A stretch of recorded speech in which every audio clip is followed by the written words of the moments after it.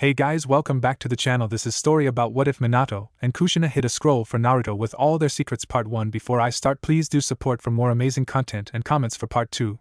Do consider to subscribe my channel and share my video to your friends and check out the description as well. Let's start the video.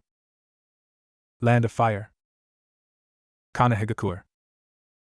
Outside the village's walls. Minato Namikaze, the Yellow Flash, and the fourth Hokage of Konohagakure, looked down at his son, his greatest joy in life. Formed by the love he held for his wife Kushina, cherished and kept secret from the world, and now forced to carry a heavy burden.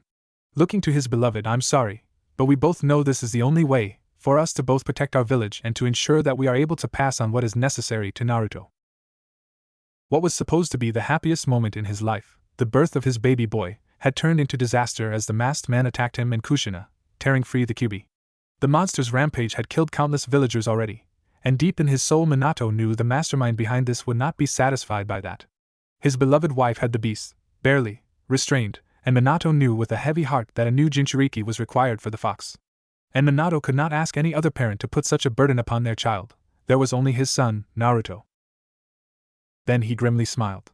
However, we still have some time for some last preparations. To give our son a fighting chance, and then some. Kushina Namikaze ne Uzumaki's tired eyes looked on in confusion as Minato visibly gathered what remained of his chakra, and created 3 shadow clones who promptly teleported away with the Flying Thunder God technique, and then the original bit his thumb and wove the hand signs for the summoning technique. Gamabunta, a small but mature-looking toad, looked up at Minato. What's going on, Minato? 9 Tails is out and chained by your wife, and is that a baby? Is it your baby? I'm sorry, Gamabunta, Minato answered, hastily getting his words out. I have one last favor I must ask of you and the toads. An unknown, masked man with the Sharingan attacked us, but the main issue right now is this. Minato paused as one of his clones returned and dispelled, leaving behind a scroll, which the fourth Hokage promptly picked up and handed to Gamabunta. When my son is ready, please give this to him. Gamabunta carefully picked up the scroll, noting the complex seals that locked it shut. What is it? But it was Kushina who spoke up as she recognized it. Everything that we have to give to our son. Every secret, weapon, and technique we could think of to help him find his path in life. Just in case we wouldn't live to teach it to him ourselves. Gamabunta gaped at the scroll in his hands, knowing that whoever possessed would have the potential to rise to be a giant in the shinobi world. Doubtless someone like Minato had started such a project not only long before he had even married Kushina, but even before he had become a join. The man would have been well aware of all the enemies, both domestic and international, that he and Kushina had made as they rose through the ninja ranks upon piles of corpses. Shaken by the trust his old friend had placed upon him, Gamabunta nodded and swore to them both in the strongest oaths of the toads that he would prove worthy of their trust. Then in a puff of smoke returned to Mount Myaboku with his precious treasure. Sensing his predecessor, the third Hokage, rapidly approaching, even if the man was still too far away to see what was happening, Minato was about to begin the seals for the dead demon-consuming seal, when he heard something surprising, his wife chuckling? Confused by her levity, he looked over and noted the nasty glint in her eyes. I just realized where you sent your other clones. That man has one of your seals on, doesn't he? Minato did not return her smile, yet his piercing, cold eyes were answer enough. Anyone who threatened those most precious to him would suffer the consequences. Unknown location. Obito Uchiha seethed as he stumbled back into his base as he rematerialized, only now fully realizing how in all those years his oh-so-adored sensei had never shown his students what he was really capable of. If not for his enhanced body, Obito would be dead already. Was I too cocky? No, he was just more adaptable than I thought. If he had succeeded, the destruction that the Kyuubi would have continued to wreak upon Konohagakure would have set everything necessary in motion. Neither Zetsu nor the hidden bloody mist intelligence had made any further progress in ferreting out the location of more of the tailed beasts, forcing Obito to try and cause a fourth shinobi war to smoke them out. Unfortunately, that plan had failed, thanks to Sensei's interference, stealing away Obito's control over the tailed beast, and forcing him to retreat. It wasn't as if any of the lives lost mattered, they would all be brought back with the Moonlight plan. Of course, now that Sensei knows about my existence it will be more difficult. There's a chance the fox will still kill him, but that's unlikely. No, I'll have to find a way to do it, and quickly, before he starts his own plans. But how? Suddenly, pain stabbed through Obito, and behind his mask he looked in horror into the eyes of Minato Namikaze. Did you really think you could get away so easily? His failed sensei bit out, digging the bloody kunai in deeper. I may not be able to finish what the first Hokage started, but this'll cripple you forever. The information Madara Uchiha had downloaded into Obito's mind via Jinjutsu screamed that this was just a distraction, and he quickly used Kamui to make himself intangible. Too late. The tip of the second Shadow Clone's Rasengan impacted against the back of Obito's head, even as the rest phased through.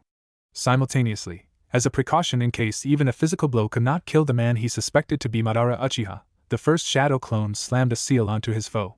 Setsu clones attacked from below and behind, preventing either versions of Minato from seeing what had happened, yet they still sent back what they knew to their original. Thus the fourth Hokage bitterly smiled in triumph as he finished the jutsu that would consume his soul, and place a heavy burden upon his child. Knowing that at the very least he had bought the shinobi world, and more importantly Naruto, a little more time. Helplessly, Black Zetsu could only stare in horror as his chief pawn opened his eyes, and someone else seemed to stare back at him. Land of Fire. Konohagakure. Outside the village's walls. A slight smile was all Minato needed to convey to Kushina that the matter was dealt with. Now. No more distractions. Now was the time. Husband and wife, their eyes remained locked onto each other, even as Minato's hands flew through the signs to call upon a god of death. This was it. Land of Fire. Konohagakure. Hokage Tower. The next day. Hiruzen Sarutobi, the god of ninja, the professor, and unfortunately, at least to him, the reinstated third Hokage, looked wearily down at the baby resting in his arms. The baby boy he had failed. Kushina's pregnancy had been carefully hidden. During the later stages of her pregnancy, she was kept hidden away from all but her closest friends, with ANBU Black Ops carrying out missions afar while disguised as her. The devastation the Nine Tails caused had even sadly ensured an ample number of infant corpses to fake the death of her child if necessary. In this, Hiruzen was in agreement with his closest advisors. The child of a Kage was deemed too valuable a target for the potential they represented, to be idly revealed to the world. Even his own son, Asuma Sarutobi, had only been allowed to use his true name in public when he was 8 years old, and already showing his genius. Except that the rest of their suggestions, the plan that Naruto should be raised as an orphan, Hiruzen could already see where this would lead. The horrors the boy would experience. Every argument had been tried, yet this was the only compromise the various clan leaders, and the few civilian representatives so powerful not even a military dictator could ignore, could come to. Of course, they only saw the threat he posed as the vessel of the demon fox, not the person he truly was. The third Hokage was hampered by the need to keep key aspects of Naruto's life secret from them all, and he could not think of any viable alternatives. Grief and instability in Kakashi and Jiraiya meant they could not raise the boy. Even worse, one of the two Jonin who had accompanied the third Hokage to witness the sealing and last act of Minato and Kushina, in a suicidal moment of idiocy, Hiruzen had taken uncomfortable satisfaction in labeling the man's death as suicide by Sannin, had blabbed out an accurate description of Naruto for the rest of villagers to hear and disseminate. They would know precisely which boy held the 9 tails within. I'm sorry, Naruto, this is what it has to be for now, but I will find a way to make it better. I swear upon the will of fire. Yuzushi Ogakure. 16 years later. Hakuyuki, Jonin captain of the reborn village hidden in whirlpools, walked towards the figure sitting on the edge of the cliff. Once Haku's unwilling master, then student, friend, and finally brother by choice, Naruto Uzumaki had grown into a man who had accomplished miracles. They are coming then. Naruto gave a slow, sad nod. When he had fled his home all those years ago, he had known that it would come to this. The 9 tails sealed within him was too valuable to the hidden leaf, and Naruto knew far too many secrets. Yes, the 16-year-old had known that conflict with his old home was inevitable, even as he tried to prevent it. He had merely hoped to keep it from spilling out in open war. Even now, his various shadow clones throughout his spy network, and those taking in reports from Hidden Whirlpool's intelligence department, continued to send him updates of the oncoming storm. I tried to avoid this, present myself as a valuable ally, hoped they would stay true to their philosophies of peace. That my friends that still lived there would be able to help me enough. But it seems it was all for nothing. As bitter as some of his memories of his former home were, there were still good and warm ones, and overall, life had been good. It had even been improving significantly towards the end as he had made new friends within Konohagakure. Any further ruminations by Naruto were cut off as someone else joined the two young men, dropping down from the sky. Fu, the 7 tails Jinchuriki, casually walked up to Naruto and dropped down to sit beside him, her head resting on his shoulder. Naruto, you've done all that you can.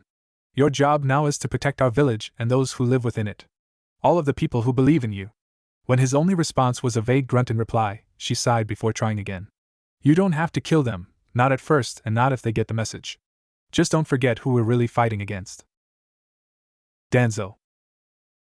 Only years of mastering his temper made it possible for Naruto quell his fury. Yes, this conflict has indeed been inevitable. Obsessed with Pax Konoha, Danzo would have been an enemy of Naruto regardless of whatever choices he had made in his life, even if he had been able to stay with the Hidden Leaf. Their philosophies were just too different. The fact that Naruto suspected Danzo of deliberately working to leave Naruto emotionally vulnerable did not help matters, and out of all of Naruto's personal enemies, Danzo was the only man he held absolutely no respect for. And given the grade of monsters that could still be found within the Akatsuki, that was saying something. For Danzo, the Hidden Whirlpool was a threat to the Hidden Leaf's status as a great nation, and his last chance to prove the validity of his future vision for the village as the sixth Hokage. He would send everything he had to destroy Naruto, including his human puppets. Born from a Faustian bargain with the captured Akatsuki, Sasori of the Red Sand, Danzo was creating immortal, emotionless soldiers, possessing far less weaknesses than normal humans. The madness of Root had to be stopped, discredited, and above all else, as soon as possible while the rest of the continent's militaries were still in turmoil over the loss of most of the tailed beasts, as well as their other problems. Speaking of which, Naruto mused, and then spoke out loud to Haku and Fu, have the scouts stand by, and assemble your special squads. The Akatsuki will be standing by to make their move. They'll want to strike when we in Konoha are at our most vulnerable when fighting each other. Haku sighed. Are you sure this is what we should do? He asked. It was not hesitation that made him question his orders, but the knowledge that whatever happened next would irrevocably change the world. As ruthless as he could be at times, Haku still wished for an alternative, lest the ninja world collapse into ceaseless violence. I know it's not the best choice, Naruto growled. That what we're doing is all but insane. Except that given everything that's led us to this point, it's the best of all the choices we have left. This is our last chance to stop it from all coming apart. Then his voice dropped until it was almost whispering. Our last chance to make it right. Then he stood up, spine stiff with conviction. So in the end, there is only one thing we can do. What? Fu asked quizzically. Protect those precious to ourselves. Trust in our friends and family.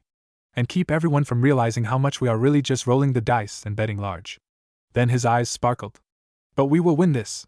Believe it.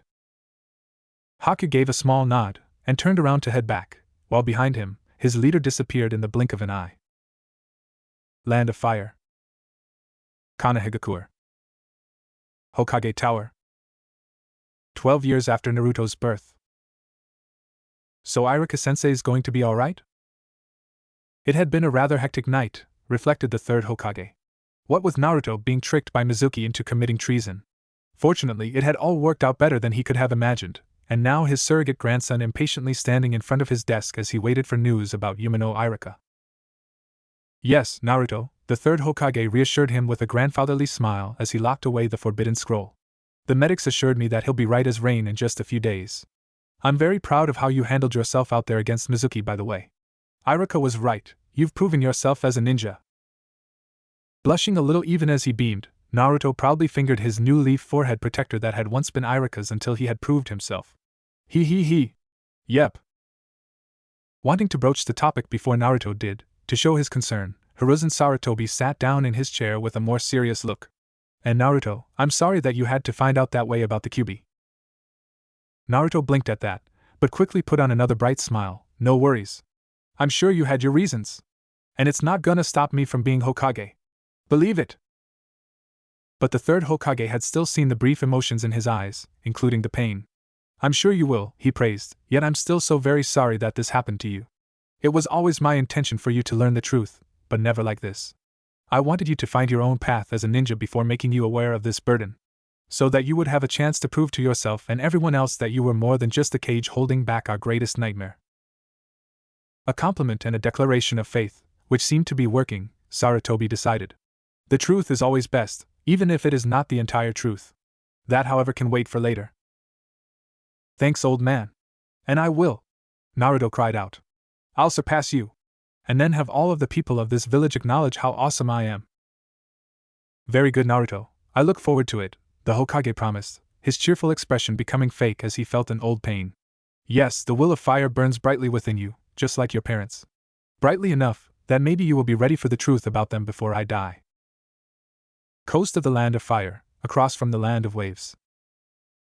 A few weeks later, Naruto tried to stay still as he and the rest of Team 7 waited for the boat to approach the shore that would take them to Tizuna's homeland, where the bridge builder was to finish his finest creation. The man had, eventually, after the attack by those two missing men from the puddle, come through with the truth of his mission. Tizuna, along with the childish enthusiasm of his students, had managed to convince Kakashi, who dramatically demonstrated his power in effortlessly dealing with those attackers, to help him, while bringing along his genin students.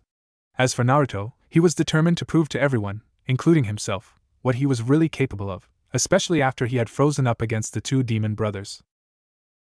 I'll show them all. I'll beat down anyone who comes at us, and show Sasuke Baka what I'm really capable of, and Sakura will be so impressed. I bet it will even make Kakashi show me some cool ninjutsu to bring me even closer to being Hokage. Besides, we're off to rescue a country from a ruthless tyrant. I can't wait to tell Iruka-sensei and the old man. Stuff like that will make everyone notice me and say that I should be the next Hokage. Sasuke Uchiha was just as eager as his idiot teammate. Every day, every available hour, he had dedicated himself to growing stronger, pushing himself to bridge the gap that man held over him in age and experience. He had tried to graduate earlier to enter real combat as soon as possible, except that since the last Great Ninja War, the Academy had rarely graduated kids early during peacetime, and had abolished that policy altogether after that night. Finally, though, Sasuke had a chance to test himself in the field and make an accurate assessment on where he stood. Best of all, his clash with the Demon Brothers, two Chunin who were bigger, older, and more experienced, had given positive results. If Kakashi had not butted in, he probably even would have beaten them both. Although Sasuke was willing to concede that regardless of his superior skill, a single error could have meant being cut by one of those poison weapons, so perhaps it was for the best. Now, though, the tests were only going to get harder. As it should be. The only question is if these other two will get in my way or not, and everything they've done so far indicates they will only be a nuisance. Neither was even able to move during that attack. Sakura, well, she just kept going over in her head how fantastic her beloved Sasuke-kun had been. His speed, his skill, his utter coolness. Any thoughts about how abysmal her own contribution had been were overlooked. Besides, they were still just genin, right? Sakura knew the whole point of being here was for them to learn how to handle stuff like this. Right. As for Kakashi Hatake, leader of this merry band of misfits called Team 7, he kept his own feelings on the matter hidden. Posture relaxed, and his only visible eye projecting a detached demeanor. While Tizuna had told his story of woe, Kakashi had been keeping a close eye on the reactions of the so-called demon brothers as they sat tied up, to help confirm the old man's story. Afterwards, a quick jolt of lightning chakra, which had suitably impressed his little genin, had knocked them out. Then Kakashi had left a note with the two wannabes, aware that a patrol would be coming by the area in the not-too-distant future. No, there were no troubles behind them. What lay ahead was the problem, since the next assassination attempt was likely to be far more serious. And then there was Naruto. Kakashi had watched the boy from afar, but Kakashi was now coming to suspect that distancing himself from him had caused greater scars for his sensei's son than he imagined. The social isolation the boy had endured had even stunted his development as a ninja. For as much as he wanted to be Hokage, it was still only a step in his primary goal of being noticed, of having his existence acknowledged. So he would spend most of his time pulling stunts, like playing pranks, or running around and kill me orange despite being a ninja. Maybe it was the Academy's fault? Were they emphasizing too much on cool ninjutsu like spitting fire, instead of quietly sneaking up on someone sleeping to slit their throat, when he could have been studying and training? Maybe if there had been someone else in Naruto's life, someone to help him, motivate, support him, or even gently yet firmly push him back in line, things could have been different. Not that we haven't tried to give him that, except each time something interfered with that. It's really fascinating how often something comes up to spoil those plans. Not that Kakashi could prove anything, especially since those problems had come from so many different sources, and neither he nor the Hokage could find any evidence of coordination between them. It was even possible that some of those issues were as innocent as they appeared. Something still smells rotten, though. Still, as Naruto progresses, if there is something sinister behind this, then they'll have to come into the open more, and we'll catch them. And once Naruto is strong and mature enough to learn about his family, his legacy, then I'm sure things will improve for him. As it was, being in Team 7 was only marginally helping the situation. Naruto did now have people acknowledging him on a daily basis, and the effect of this showed, yet it was not entirely healthy. Kakashi could not be anything more than a teacher and commander, someone who might have to send Naruto to his death, and not the father figure Naruto so desperately wanted.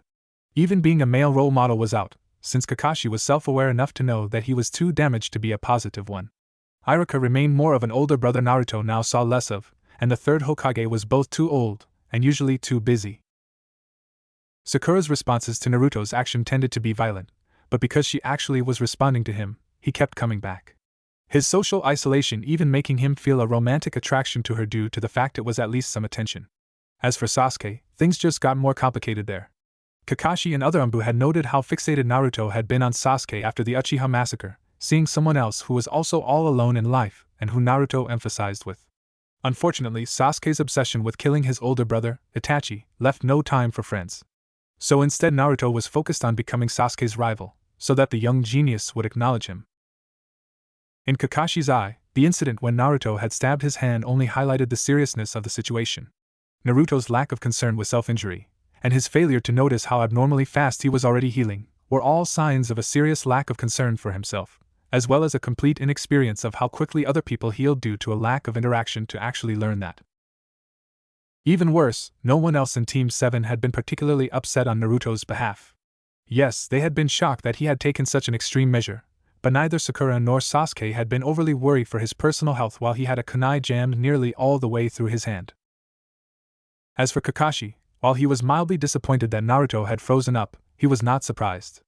Unlike Sasuke, Naruto had never been in a life-and-death situation until just recently, with Mizuki. Such a reaction on his first mission was perfectly understandable. Demonstrating his commitment via such grievous self-harm had been a little unnerving, although Kakashi had tried to just play it off, yet it was still good to see Naruto's spirit was undaunted. Sasuke's single-minded focus on revenge was another reason Kakashi was stressing teamwork exercises over developing his genin as fighters and killers. This was a philosophy that Konoha stressed, and the fact was that Sasuke had too much potential to be wasted because he charged in alone and missed the kunai coming from his blind spot. He somehow assumed that he could develop the skills necessary to kill Itachi all on his own, without anyone being there to support him and help counter Itachi's own abilities. It was especially laughable because Sasuke's own skills so far were merely inferior versions of Itachi's, meaning he would never be able to surprise his more experienced foe.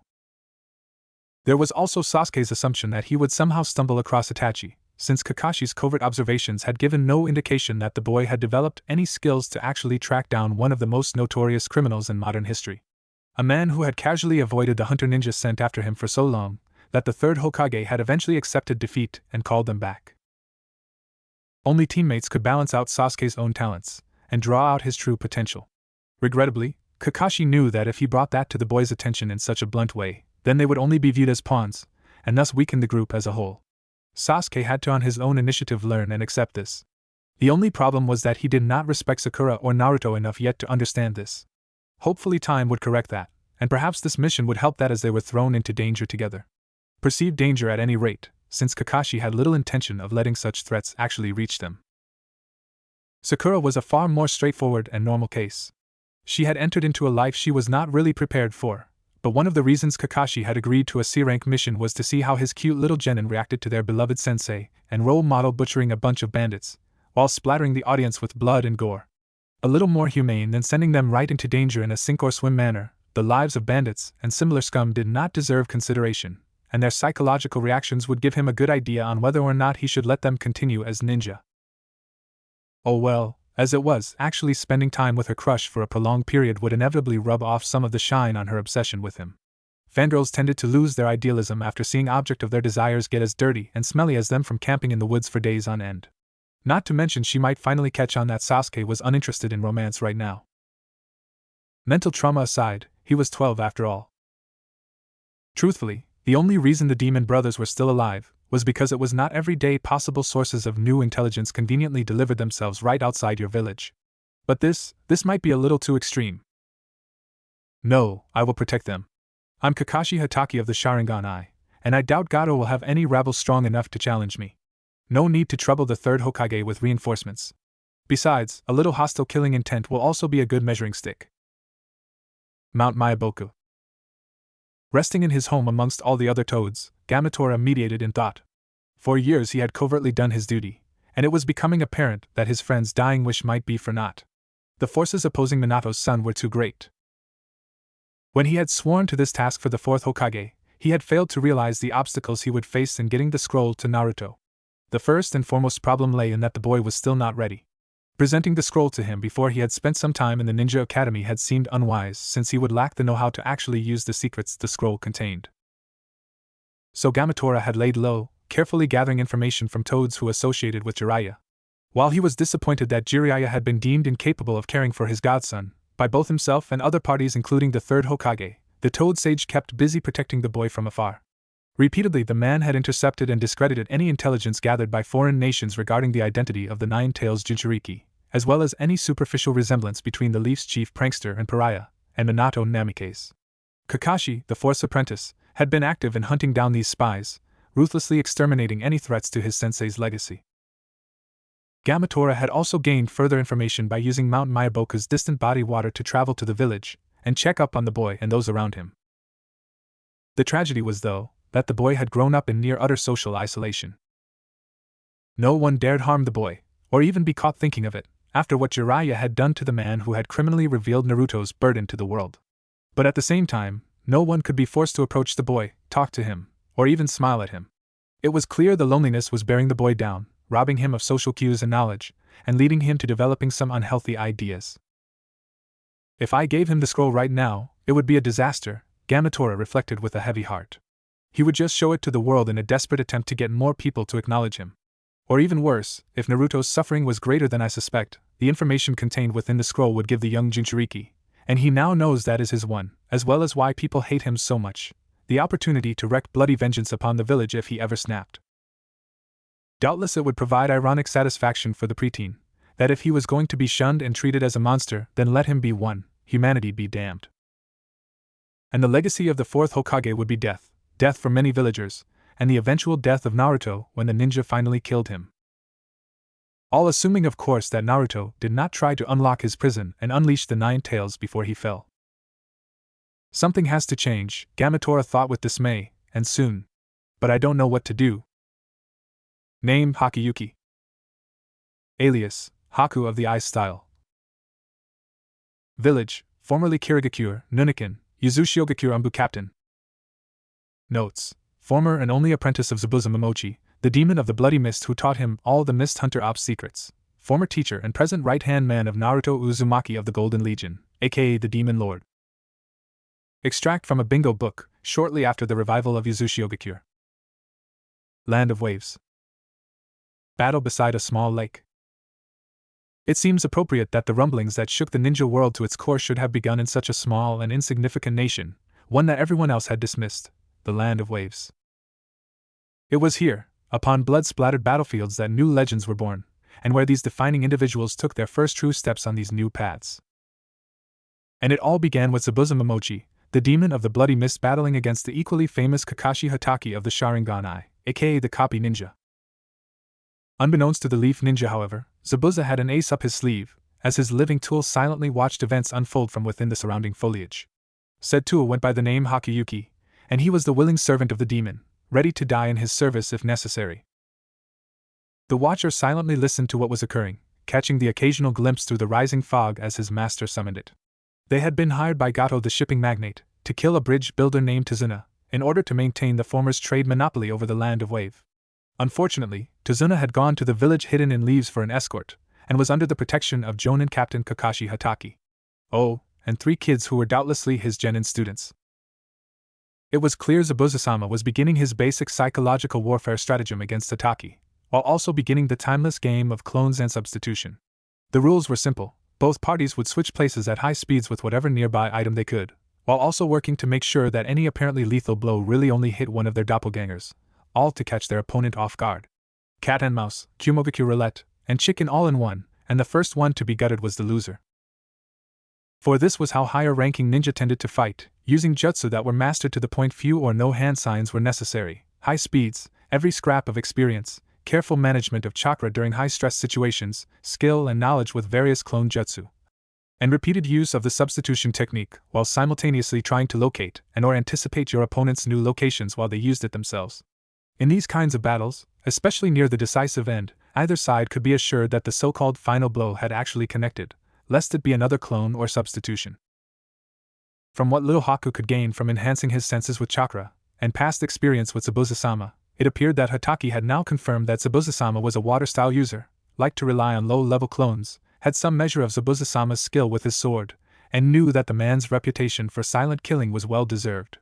Zabuza-sama's first fight with a Sharingan user was already giving him some insight into how it worked, including how the mist he was creating with the hiding in the mist technique was apparently not strong enough to block its effects. Hataki's speed when coming to the aid of his genin was also telling.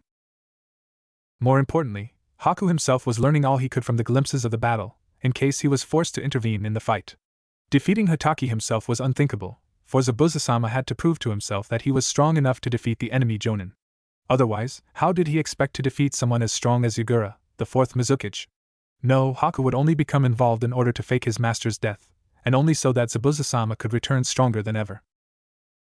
Finally ending the annoying dance, Zabuza kicked Hataki into the nearby lake. Judging by the speed and distance achieved, however, the swordsman knew that the copy ninja had gone with the flow of the kick to gain more distance, doubtlessly planning to draw his enemy away from his charges. Against a man of Hataki's reputation, and from the skills already displayed, Zabuza would be expected to prioritize on the greatest threat, without sparing even an instance to target the old man he had been hired to assassinate, or the brats. And of course Hataki had managed to drop some caltrops as a trap, forcing Zabuza to hesitate. But he's a cocky fool if he plans to lure me into a terrain I specialize in weaponizing. Faster than Hataki could react, Zabuza trapped the false legend in the water prison technique. It's over, Haku knew. Zabuza-sama is also pouring his own chakra into the jutsu to prevent Hataki from using any of those lightning jutsu he is so famous for. He may have the physical conditioning to hold his breath for a long time, yet Zabuza-sama's chakra levels are well up to the task of maintaining the jutsu long enough. All that is left is killing Tazuna, and those genin, so no witnesses are available for the hidden leaf. Hopefully I can convince Zabuza-sama to spare the children. Perhaps if I point out the retribution their village may try to bring down upon us. Maybe he's already concluded this, since he's only toying with them, giving them a chance to run. It was still sad though, when the leaf genin prepared themselves to fight a monster who outclassed them to a ridiculous degree. With mild surprise, Haku observed the short, blonde-haired boy rally his teammates, despite the orders to flee that his superior was desperately yelling at them, expending his precious air in a vain attempt to try and save his young genin. The kid definitely had guts though, yelling his defiance, and insulting a man who was making a point so far not to kill any of them. Skill and brains, not so much. He made that charge against the Jonin captain, even if it was just a water clone, to retrieve his headband? To help him in his declaration that he would be Hokage? Well, that's interesting at least. The boy's use of a clone technique able to make so many solid copies was more fascinating, however, especially since Haku could not confirm what their composition was. Not that it made any real difference, with the copies quickly being dispelled with a masterful demonstration by Zabuza-sama's, the executioner's blade. Undaunted even as he was sent skidding across the ground, the kid, Naruto Uzumaki, was it? Passed a large Fuma shuriken to his teammate, the black-haired boy, one who had an interesting clan crest on his back. Regardless, he chose to throw the shuriken at the real Zabuza-sama, not the water clone who had been humiliating them. There is a second shuriken hidden underneath the first for a shadow shuriken technique. While hardly enough to even hinder Zabuza-sama, it is still a better plan than I thought. Decent skill too, to throw it like that, explains why he was the one given the shuriken. There we go, and what? Haku stared in disbelief as Zabuza effortlessly caught the first shuriken and jumped over the second one, only for the latter to disappear in a flash of smoke to reveal the young Uzumaki trying to blindside his target from behind. A masterful plan, making it possible for a genin to actually cut one of the 7 ninja swordsmen of the mist. But what was that technique?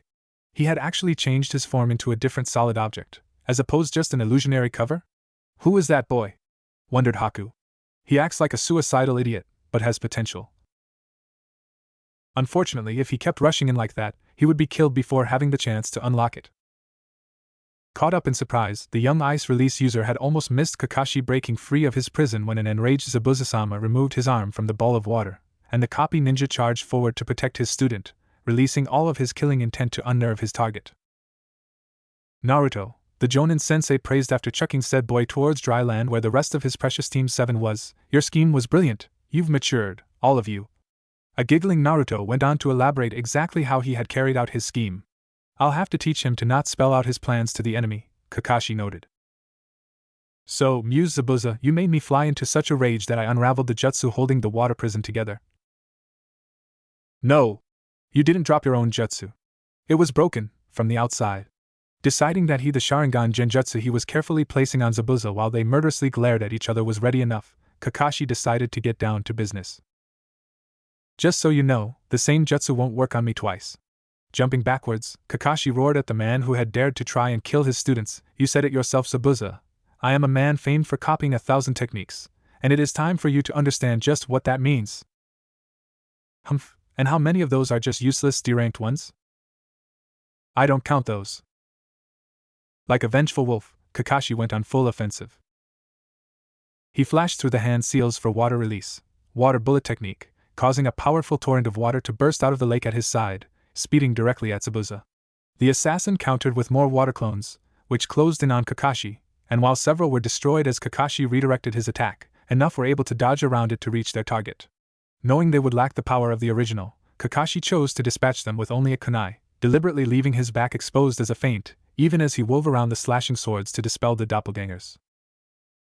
Not fooled by this false opportunity, the real Zabuza chose to attack from in front and below, bursting out of the lake while swinging the executioner's blade as he planned to cut through both his clones and the copy ninja, unaware of what his target had anticipated this. Sorry, Zabuza, you might be stronger and faster than me, except it's not enough to get past my Sharingan. And as an added bonus, 8 gates, first gate, gate of opening.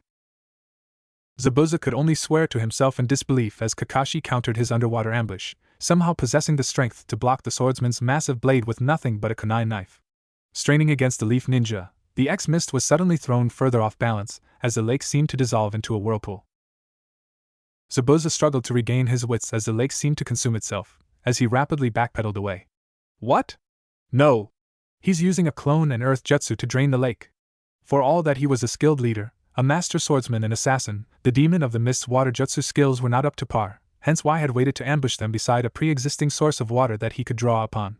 Kakashi, on the other hand, was primarily a lightning user, who also had skill with earth techniques, meaning that he was altering the geography to favor himself, especially since he would not have to worry about the water conducting any of his electricity in some unwanted way. More worrisome, for some strange reason Zabuza felt a little weird. Using a brief breather as the two parties separated after another clash of weapons, and ducking under a brace of shuriken Kakashi had thrown, Zabuza flared his chakra in case he was under a genjutsu, but felt no difference. Something is still off, but what? Poison? This is bad, Haku grimly thought with wide eyes still hidden from sight. Zabuza-sama cannot look away from the Sharingan. It is almost as if he's under some sort of genjutsu. No, wait, he is. Hatake must be skilled enough to make one subtle enough that Zabuza-sama cannot realize he's under one, and still strong enough that routine disruptions of his chakra network are not working. Perhaps a multilayer genjutsu? Zabuza has to disappear back into the mist if he wants to win, except that now that his temper is raised, he is too fixated on direct combat. Realizing the likely outcome of this fight, Haku began to stealthily advance, aiming for a tree that would give him a view overlooking the fight, while trying to predict where the overall flow of the battle would shift to. Meanwhile, Zabuza-sama exchanged a water release, water dragon bullet with Kakashi's equally massive one. Zabuza-sama feels he has learned enough about Hatake, and with his anger intensifying his impatience, he's bringing out the big guns, and Hatake is matching him. No, copying him. It's ever so slight, but his Sharingan is allowing him to mimic whatever physical moves Zabuza-sama carries out. What followed was chilling for Haku as he witnessed his master be made vulnerable to Hatake's own psychological warfare, using his mimicry to unnerve his foe and then act like he was reading his thought by completing Zabuza-sama's own sentences. Knowing the leaf ninja was preparing his final blow, Haku pulled out 2 Saban needles, preparing himself to fake his master's death by targeting his neck to put him into a comatose state. It was risky, but Haku had done this before, allowing his master to return to kill his foes. Once to even snatch the bounty the man was trying to collect for killing Zabuza-sama. Haku's master had been chortling for days over that one. And if Hatake smelled a rat, tired as he was after such a grueling fight, Haku should be able to beat him handily. Zabuza-sama would forgive him. Kakashi Hatake of the Sharingan. I felt a small piece of satisfaction as he finally maneuvered Zabuza into a checkmate, using multiple illusions to manipulate him. The man had called upon his strongest water jutsu, water release, great waterfall technique, yet Kakashi's superior vision and psychological warfare let him read what motions Zabuza would make before he had actually carried them out, making it easy for Kakashi to cast his attack first. The crushing force of the water sending the man's battered body careening through the air to strike a tree trunk. Pulling out some kunai, Kakashi prepared a standard spread to finish off a living legend, aiming 3 for the torso and 1 for the neck. Then he stopped as 2 Saban needles suddenly appeared in the swordsman's throat, seemingly out of nowhere. Glancing up, and surging his chakra in case of a genjutsu, Kakashi blinked in surprise at the sight of a masked member of the Bloody Mist's Anbu Hunter Ops. The young man offered a polite apology for interfering, claiming he wanted to make the kill himself. Based upon his build and voice, he was dealing with someone only little older than Kakashi's own students, except he had still risen to claim one of the most elite positions within the ninja world. An order entrusted to hunt down their prey alone, taking down any nukenin they encountered without anyone watching their back. He's not your average kid, that's for sure. I'm putting up a good bluff, but I'm nearing my limit. And the longer this goes on, the longer I have to keep my Sharingan active and draining more chakra. That Zabuza's dead is all that matters. I just won't be able to take his corpse back for study. Carefully approaching the man in question, while keeping an eye out on the motionless Anbu hunter, Kakashi checked Zabuza's pulse for half a minute, confirming that he was indeed a corpse.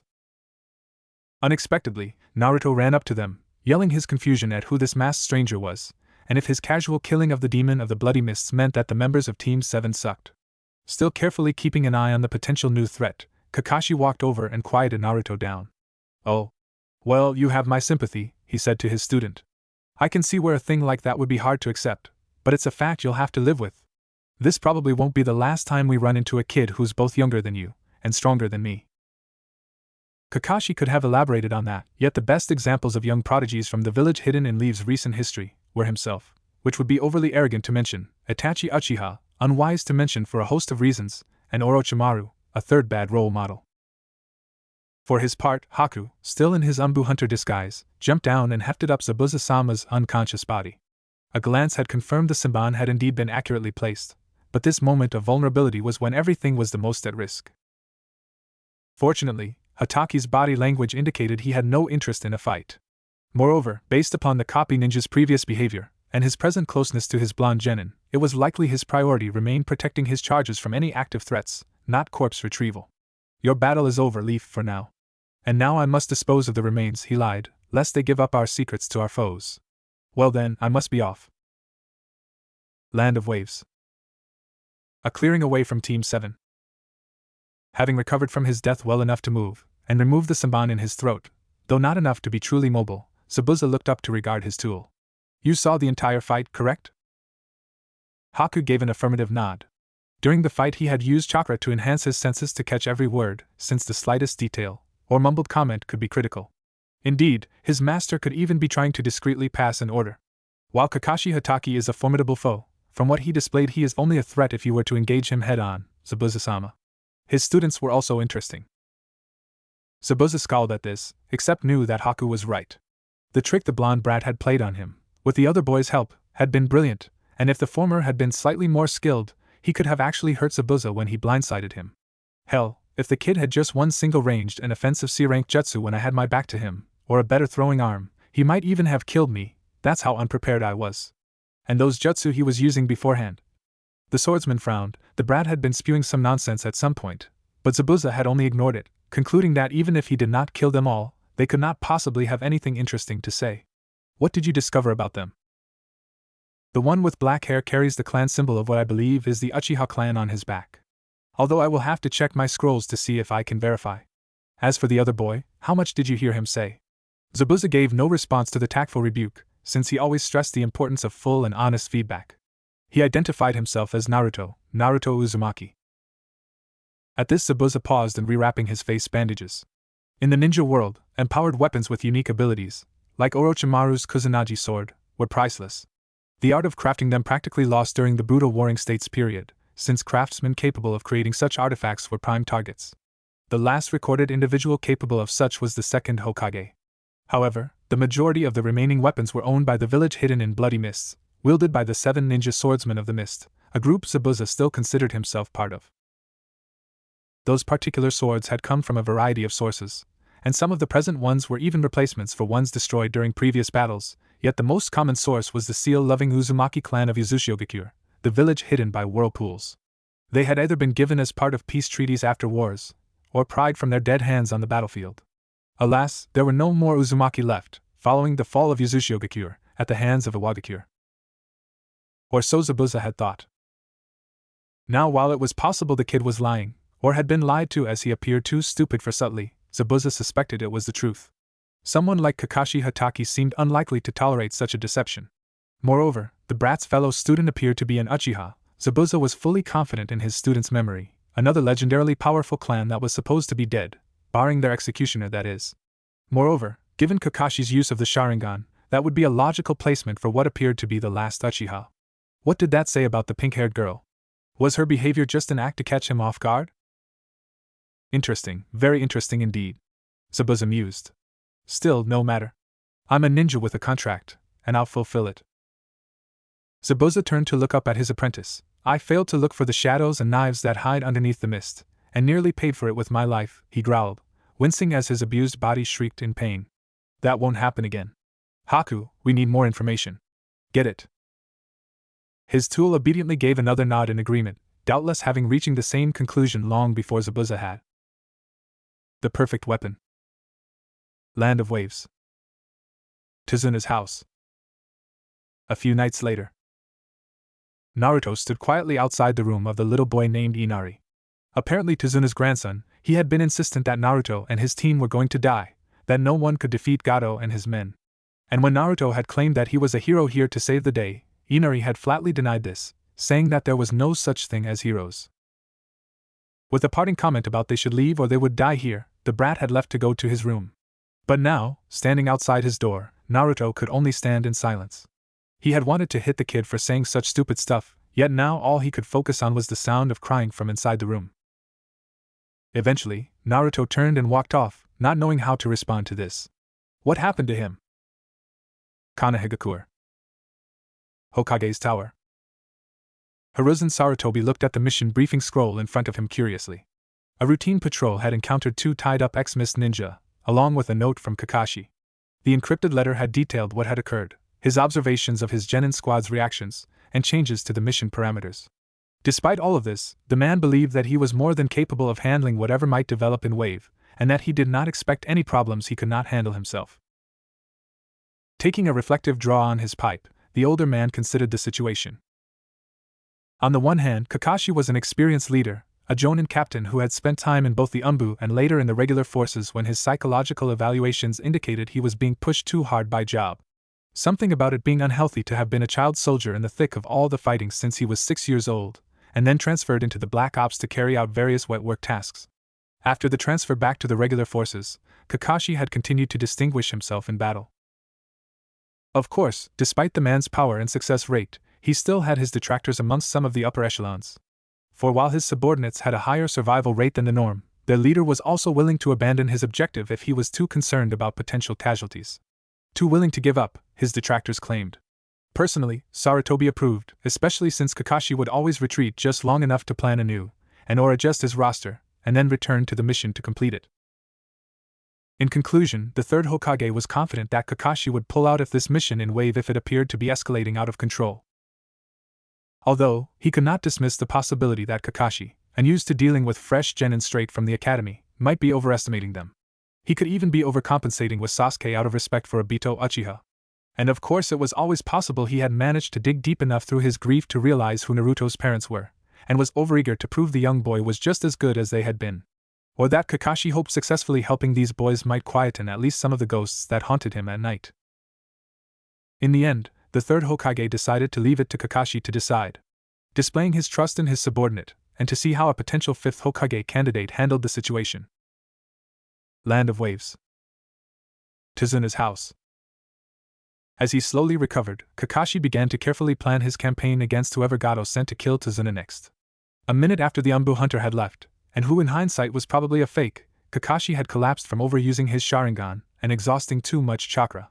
It would likely take a week of rest for a full recovery, which was about the same amount of time he calculated it would take Zabuza to recover if he had indeed been put into a death-like state. Additionally, it would take at least a few days for Gato to find some new muscle to send. In the meantime, his genin needed to become stronger, and quickly, to deal with whatever lackeys the former Mist Ninja brought with him. Consequently, Team 7's training schedule would have to be accelerated. So to start, he would have them doing the tree climbing exercise to both improve their chakra control and build up their reserves. Well, I kinda failed in my plan to keep the kids out of this. Still, they surpassed my expectations, so maybe they can handle what is to come. Zabuza was an Umbu hunter captain before joining the Seven Swordsmen, but they still pulled that stunt on him, despite one of them evidently forgetting everything he should have learned in school. I mean, honestly, how could Naruto need a remedial lesson on what chakra is? That's as basic as the importance of stealth, which he's seemingly forgotten about too. Still, they are improving at a phenomenal rate, Kakashi reassured himself. Sure, that I'm just starting to teach them ninjutsu while they are in the middle of an A-rank mission might seem a little irresponsible to some people, except they can clearly handle it. And I'm still clearly stronger than Zabuza anyways. Whatever future threats we face on this mission, they should remain focused on me. All I have to do is make sure my sweet little genin, amazingly there was barely a hint of sarcasm, are strong enough to stay alive long enough for me to take care of business and come help. Land of Waves. Woods, not too far from Tizuna's house. Haku's silent observations had been going well so far, using a combination of ice mirrors to infiltrate and observe, as well as his mastery of stealth to get around even Kakashi Hatake. He had not found out anything too detailed yet, choosing to be extra cautious out of respect and caution of the man's reputation. What had been found out so far had been rewarding though. First, the copy ninja was obviously more injured than he had appeared when Haku had departed. Evidently the Sharingan was very chakra exhausting for him. Also, his genin team appeared to be receiving elementary training in chakra control and building up their stamina. Though it's weird that they're only starting that. They're 12, and are his students. They should have known this long ago. Or is this just how the leaf teaches? Deciding to take a break, Haku went out to gather some herbs to help Zabuza-sama heal. The man should have no more problems after Haku had broken Gato's arm as a warning. Plus, Hatake was still too busy recovering himself to go out scouting. Though he would never admit it to anyone else, messing with people was one of Haku's hobbies, and that included being a girly boy able to throw people around with no discernible effort. His favorite practice though was to dress up like a girl. Not only was it funny to watch people treat him as a helpless, innocent girl, but their reactions when they learned he was really a male were just hilarious. Only Zabuza was not creeped out by it, and that was because he had been around his tool for so long. As long as the dress carried concealed weapons he was fine. Though the man probably took reassurance from the fact that Haku managed to hook up with a bunch of girls fairly often. Of course, Haku made a point of making sure he never got anyone pregnant. No need to leave a trail of children like himself behind. So with that in mind, he got out his makeup kit, and picked out a nice pink kimono, and headed out to look for local medical herbs. After a while of wandering through the woods, gathering the necessary plants, Haku stumbled across an unexpected sight. The self-proclaimed future Hokage, Naruto Uzumaki, who had successfully stood up to the demon of the bloody mist long enough to free his teacher and superior. Someone who had frankly abysmal chakra control based upon previous spying, yet also had the ingenuity to trick Zabuza-sama, as well as some interesting jutsu. Unlike a proper ninja, he was loud in personality and fashion choice, and yet was still able to rise to the challenge to overcome even Zabuza-sama's fearsome aura and killing intent. And now here he was, sleeping in the middle of the forest, when he was supposed to be guarding his client from potential assassins? For that matter, has he really been outside all night? Why hasn't one of his team members come to find him? Is it all an act, or is he really such a mass of contradictions? Slowly, Haku reached out his hand towards the boy. It would be so easy, wouldn't it? Snap his neck like I did Gato's arm. He wouldn't even feel anything. Heh, who am I kidding? Naruto found himself being gently shaken awake, and opened his eyes to what had to be the most beautiful face he'd ever seen. She was telling him in a lovely voice that he would catch his death of cold. He snapped upright to help hide his blush, and then gallantly asked her what she was doing, and if there was any way he could help. The morning slowly went by as Naruto helped the strange girl, who introduced herself as Haku. She was a local girl who lived in the area, and was getting some medicine together to help an injured friend. And used to someone actually listening and responding back to him, Naruto was pleased to talk as they worked. Eventually, their conversation steered towards Gato, and the hardships in the land of Wave. Haku was evasive on this, but eventually she confessed she was an orphan, and had been living both alone, and sufficiently isolated from many of the problems her countrymen faced. You too, huh? Haku blinked in surprise at his statement. I'm also an orphan, and never really fit in anywhere. Most people try to avoid me, or get me to go away. Still, things have really been picking up in my life. Looks like things have been the same for you, if you have a friend to help though. As if she was uncomfortable with where the conversation was going, Haku looked away for a moment, before asking, so what were you doing in the middle of nowhere at the crack of dawn? Training. He burst out with an expression that was somehow simultaneously comical and serious. With a look of surprise, she inquired further, really? That headband you're wearing, are you some kind of ninja? Why, he yelled. Do you think I look like one? Do I? Really? Because I am. Definitely some self-esteem issues, or at the very least an attention seeker. Especially with that bright orange, Haku diagnosed. Wow, that's incredible. To which his mark just chuckled gratefully as his ego was stroked. What are you training for? To build up my strength. But you look so strong and manly already. A shameless lie there, what with the subtle signs of slight malnourishment, and the aforementioned hideous orange clothing. In actual fact, Haku was just saying this because it made being a guy dressed up as a girl even more amusing. Plus, people let more things slip when their boasting was encouraged. Nope. Wrong. Then a little quieter, I need to be a lot stronger than this. Haku just stared in silence for a moment, trying to figure out the person in front of him. While impressing a pretty girl was obviously influencing what he was saying, there did appear to be some noteworthy determination in his eyes. A strength of will that Haku had come to expect from more older and experienced ninja. Trying to dig further, he lead with, but why? To become top dog in my hometown. All the people who used to treat me like dirt will have to say he's the #1 ninja. And right at the moment, I kind of have to prove a point to a certain person I know. Someone who thinks there are no longer heroes in this world. But I'll prove myself to him by saving this country from Gato and whoever he sends at me. Again Haku just stared back intensively. There was almost too much raw information in the boy's simple declarations to sort through. He was an orphan who wanted to prove himself to those who had rejected him. Make them acknowledge him. But why would the son of such a famous clan be rejected, especially in the Hidden Leaf? And is his drive coming from his need to simply be noticed by everyone, or does he want to truly prove himself for his own sake? Plus, he still sees ninjas as heroes, people who can only help others and never harm the innocent. Is that what it's like in the Leaf? That their more peaceful philosophies allow them to believe that they are the good guys? And of course, he unknowingly threw down the gauntlet at me, for I and Zabuza-sama will be fighting him and his friends later. What an interesting conversation this is proving to be. All of this flew through his mind in the blink of an eye. Making a snap judgment, the assassin decided he wanted to learn more from Naruto, and chose to open up more on his own life to do so. Are you doing this for the sake of that person, or for your own satisfaction? Naruto just stared back with squinted eyes, a dumb look that fully portrayed his incomprehension. What?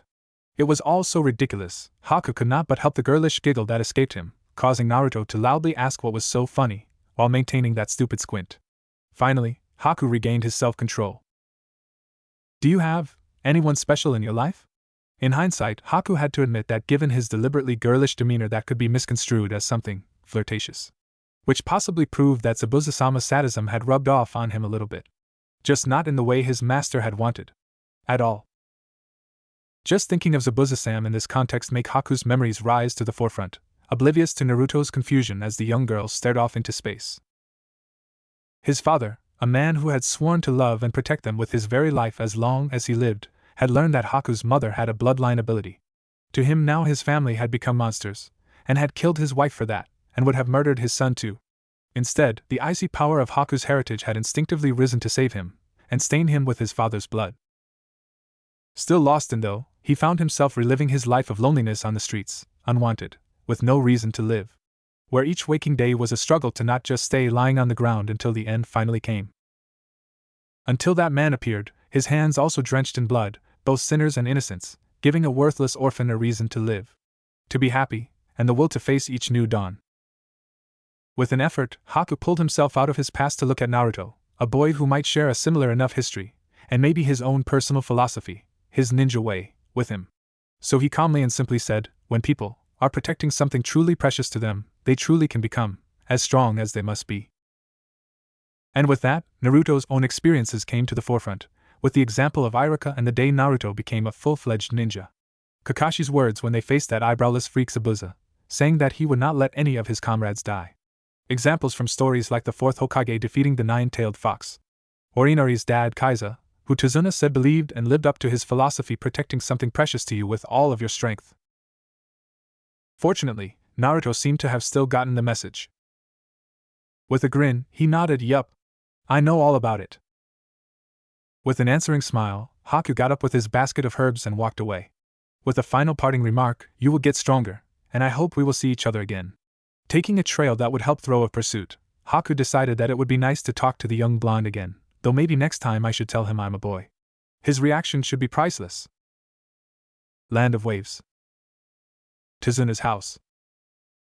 Naruto thought back to what Inari and himself had shouted at each other. The little boy was young after all, only 8 years old, perhaps too young to truly come to grips with what had happened to his life. Yet did that give him the right to say what he'd said to Naruto? That because Naruto was always clowning around and having fun, meant he did not know a thing about suffering or loneliness, or whatever else Inari was going through in his life. In that moment, Naruto had let his own mask slip, and had let some of his own pain and hatred be seen as he glared at his target, directing the will that had for years fought to keep his apathy from consuming him at this crying child who had the gall to say that to him. All of those emotions had been channeled into Naruto's voice as he snarled back, "Just keep on crying forever, you idiot. Doing nothing to try and change the situation, while your dad fought to make things better. Like your grandpa is doing now.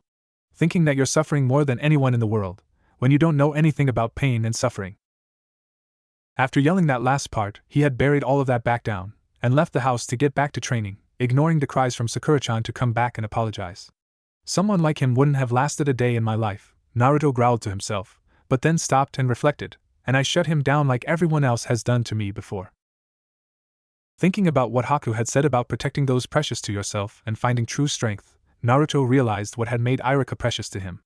His teacher had known the whole story of Naruto's life, and had accepted and helped him anyways. Right now, Inari is shutting himself out from those around him, his precious people, who are going through the same pain as the boy, and neither his mom nor grandpa know how to draw him out. Pushing away other people, denying himself the chance to find new precious people. With this in mind, Naruto stepped into action, and went looking for the younger boy. He knew Inari had to want help, before it would work, except Naruto also knew he just had to offer it. To let the boy know others were already offering it.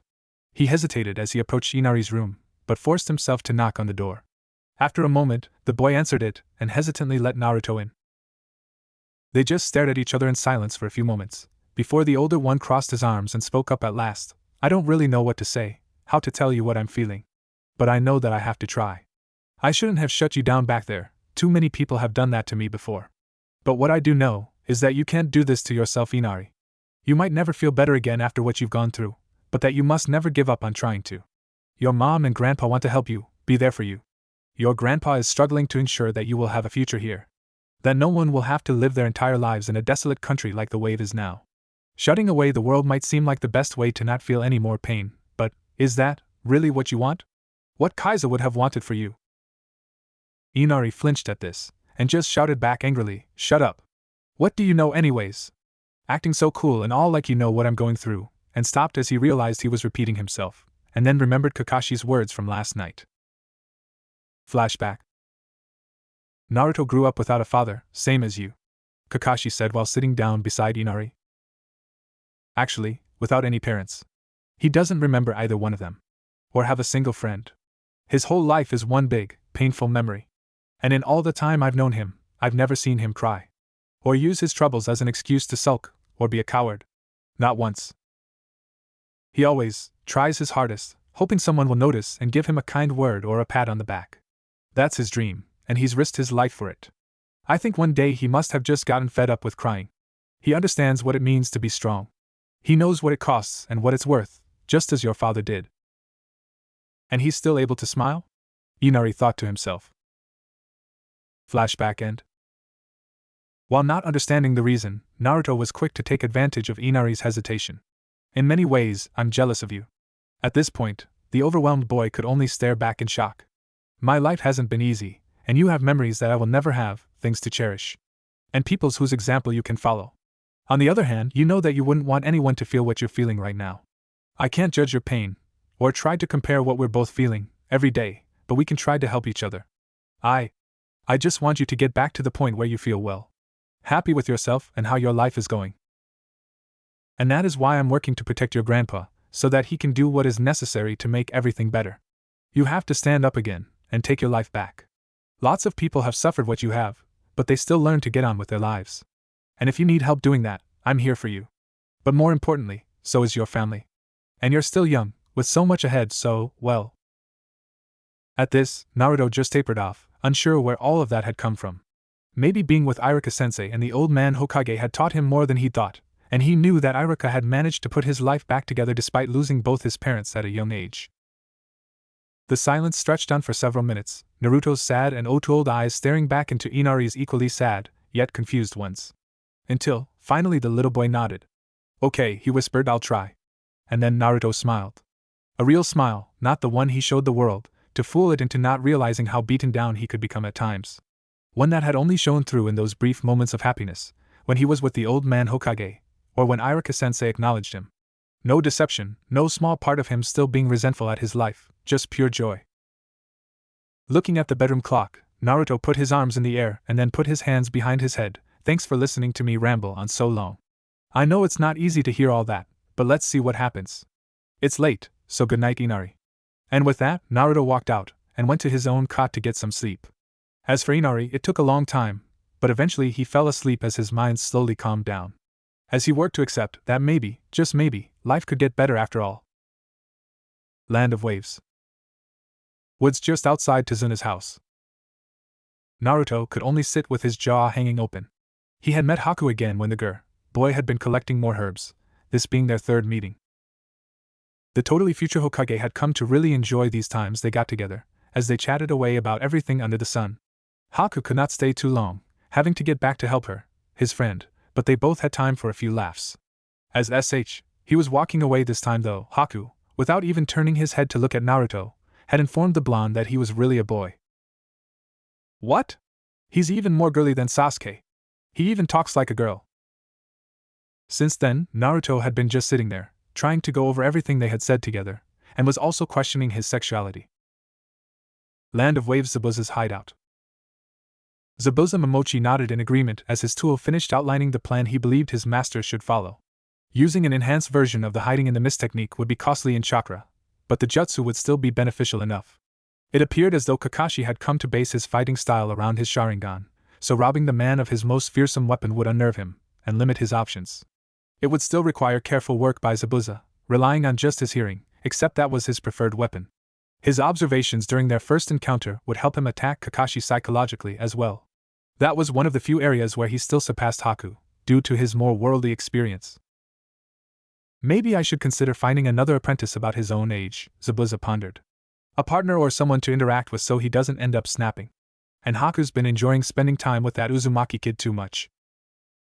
Quickly hardening his heart again, Zabuza amended to his chain of thoughts. My new student would have to be someone else willing to be my tool, of course. And only to help Haku become a better assassin, including helping him with social interactions so he can blend in with regular people better. Watching his protege walk away to prepare his own weapons, and the materials needed for the traps if the first plan failed, Zabuza conceded that there was another reason to find another companion, so if the master died, his tool would not be left alone in the world. Zabuza had ordered Haku to never take his own life if the former died, to keep living, but the boy had based his entire life around the older man. Father figure, mentor, leader, and sole purpose in existence, how would the kid cope without his owner in his life anymore? Haku might take up Zabuza's goals and ambitions, but it would be a hollow commitment at best, for the boy defined himself by others. And what kind of swordsman would Zabuza be if he let his best weapon lie discarded, rusting away, if he was no longer around to carry it? Land of Waves. Tazuna's house. Kakashi Hatake took one more look around the perimeter, before setting off with Sasuke and Sakura to guard Tazuna for the day. Naruto had worked himself to exhaustion again last night, so it was decided to let him sleep in and rest completely. The bridge is nearly done, so Gato and his thugs will have to make a move soon. We can't risk one of us being tired during a fight. Tonight I'll have to speak to Naruto about toning it down so he doesn't exhaust himself. Land of Waves. The bridge, under construction. Zabuza took one more look around the perimeter, before giving a nod towards Haku. The stage was set for the upcoming confrontation. Today he would bolster his stance in the ninja world with the death of one of the Leaf's living legends, and perhaps even take the man's Sharingan. He had no interest in such a cheap trick, using the man's eye, but if he lacked the foresight to turn it to his advantage somehow, he should just abandon his ambitions. Haku calmly approached from behind, the last of the construction workers resting on his right shoulder. All of them were actually alive, out of deference to Haku's argument that a reputation for killing civilian bystanders would only impede Zabuza and his ambitions. Slaughtering enemy ninja, preferably adults, was a more profitable image, and not just for a steady income. Instead, the civilians had only been thrashed and then put into death-like states, and left lying on the ground in staged positions to help unnerve Hataki's genin, which would make their teacher more vulnerable. Zabuza-sama, the woods have been covered? Yeah, Haku. If anyone tries to come from the shore by anywhere other than the path, we'll know about it. Hehe. Are you still sure we put something in the water? Nah. I want to keep it confined to bridge anyways. If it does shift to the water, I still have the advantage there. And you'll remember too. Only long tolerance kept Zabuza from rolling his eyes. You'd think he was my mother instead of my weapon. Without turning around, he nodded yes. I'll maintain guerrilla tactics against him, and work to psych him out. Thank you, Zabuza-sama. A few minutes later. With a flash of kunai, Kakashi dispelled the ambush of Zabuza's water cones that had surrounded them. Only his incredible reflexes prevented the copies from cutting Kakashi's students and employer down with one massive coordinated swing of their oversized swords. Seriously, Zabuza must have heard every possible variation of "what are you overcompensating for" crack there was. So, he said, letting his voice carry, you did survive, Zabuza? Sneering, Zabuza slowly walked out of the gathered mist. Fearless, he looked Kakashi dead in the eye, while the masked hunter from before showed his true allegiance by walking alongside the demon of the bloody mist. That one's mine, Sasuke calmly claimed, walking to the side so that he was directly in front of his nameless foe.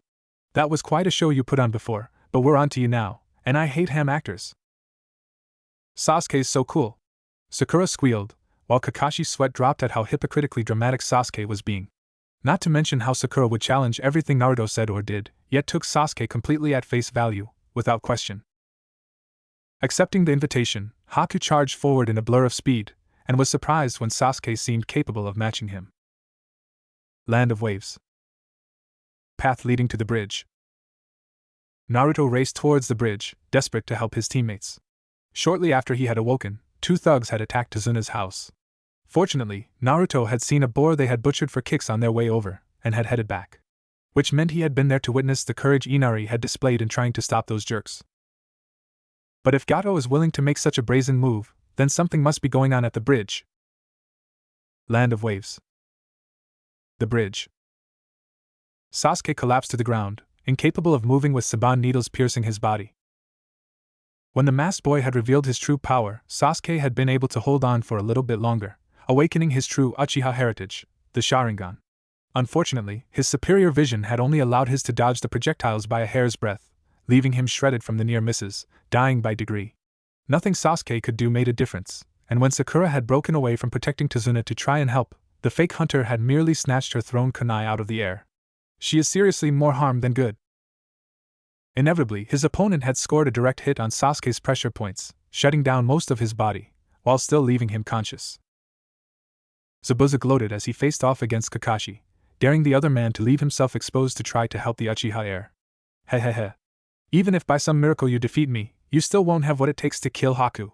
Since he was a toddler, I've beaten his fighting skills into him. Even in the face of unthinkable adversity, he has always prevailed. He's lost all regard for his own life and become a killing machine, a true ninja. His skills surpass even my own. And he bears within a formidable legacy of an inherited bloodline limit. Thus I have forged and carry with me a weapon of matchless quality and skill, entirely unlike the scraps of trash that follow at your heels. Then, using the brief distraction while Kakashi processed the, ultimately useless, tidbits Zabuza had dropped, Zabuza prepared to activate his overpowered water release, hiding in the mist, wanting to start before Kakashi had a chance to activate his Sharingan. Suddenly, a shuriken came flying out of nowhere, to hit Haku in the mask, distracting him, while Naruto charged loudly in, Uzumaki Naruto. At your service. Here I am, to save the day. You know how the story goes. Things look bleak, till the hero arrives, and then POW. Bye-bye bad guys. And without further ado, jumped right between the gaps in the mirrors to join Sasuke in the death trap. Yo! Sasuke! I'm here to rescue you. The reactions to Naruto's performance, and letting himself subsequently be distracted furiously arguing with Sasuke over his rash and foolhardy actions, were telling.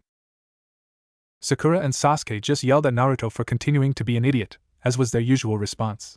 Kakashi was a little less biased against Naruto, but he too was seeing a bit too much of the attention-seeking village prankster right now for anyone's good. Exasperating little dash. What we needed was an ambush. Instead, he all but paints a target on himself, and then leaps right into the line of fire. Now he's just someone else I have to save. But the moment I try to make a move, Zabuza will just counter it, and I'll be squandering my chakra meaninglessly, if not my life. For Zabuza and Haku, they were completely confused. On one hand, previously the kid had pulled off a brilliant example of ninja tactical deception before, and had shown mastery of some high-level jutsu. Now they were just seeing an idiot.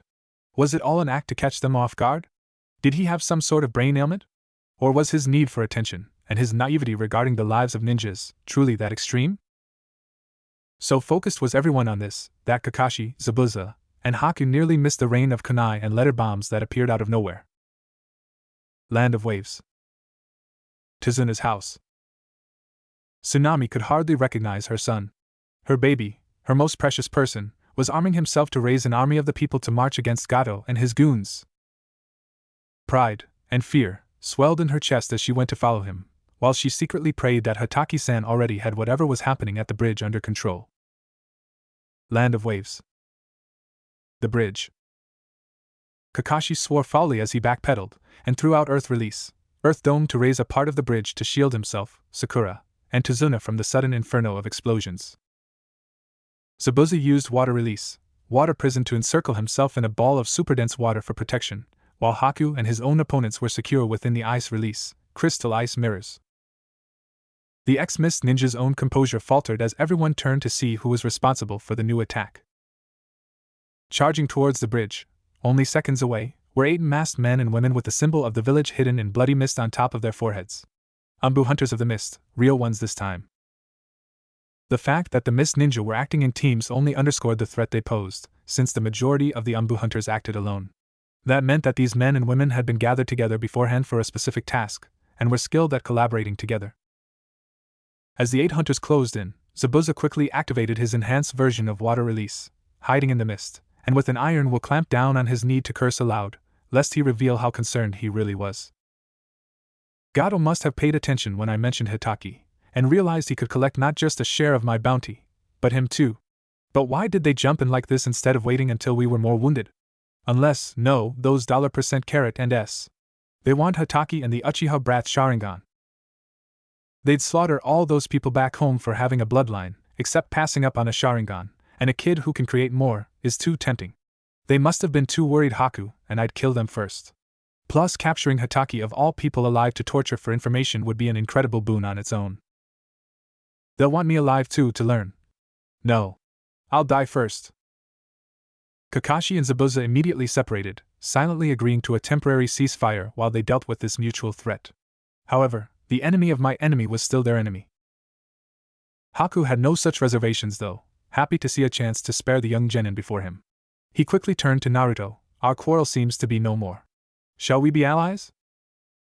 If Kakashi had the concentration to spare to hear this offer, he would have yelled a definitive no to what would sound like a trap to him. However, the far more inexperienced Naruto jumped at the chance to accept. Maybe they could all work this out while he came out looking totally awesome. You got it. Let's get these rude jerks. With Zabuza. Knowing he had to get some distance from Hitaki, Zabuza quickly jumped down to get under the bridge, with 3 of the hunters following him. Trusting in his memory, and the effects of the mist he had created, Zabuza dodged and weaved through the support pillars. As expected, one of the traps that he and Haku had set went off, as one of the 2 hasty pursuers snagged a wire. Unfortunately, they were too experienced and used the substitution technique to survive. Possibly they even saw us setting them up, so weren't really that surprised. No matter, that momentary respite is all I need to go all out. About time they sent actual teams after me really, given all the solo acts I've killed. Heck, we even got Haku's mask from the 3rd attempt. Still running to grab more distance, Zabuza shifted his mouth to snag a military rations pill hidden under his face wrappings, yet held off eating it for a few seconds. He quickly cut his thumb on his sword, and soared through the hand signs to summon the allies of the 7 ninja swordsmen of the mist, infesting the waters with sharks even as he swallowed down. Doubtless they have some plan to deal with them, but they should have underestimated how much my chakra has grown since I defected, and how many I can summon now. Plus, with this pill I've already replenished my chakra. Now they have a choice. They can let me go, and be free to continue my work, and maybe even tell the Leaf what happened here, for a price of course. Or they can engage me with low visibility, on a terrain where my little friends can pop up at any time to eat them.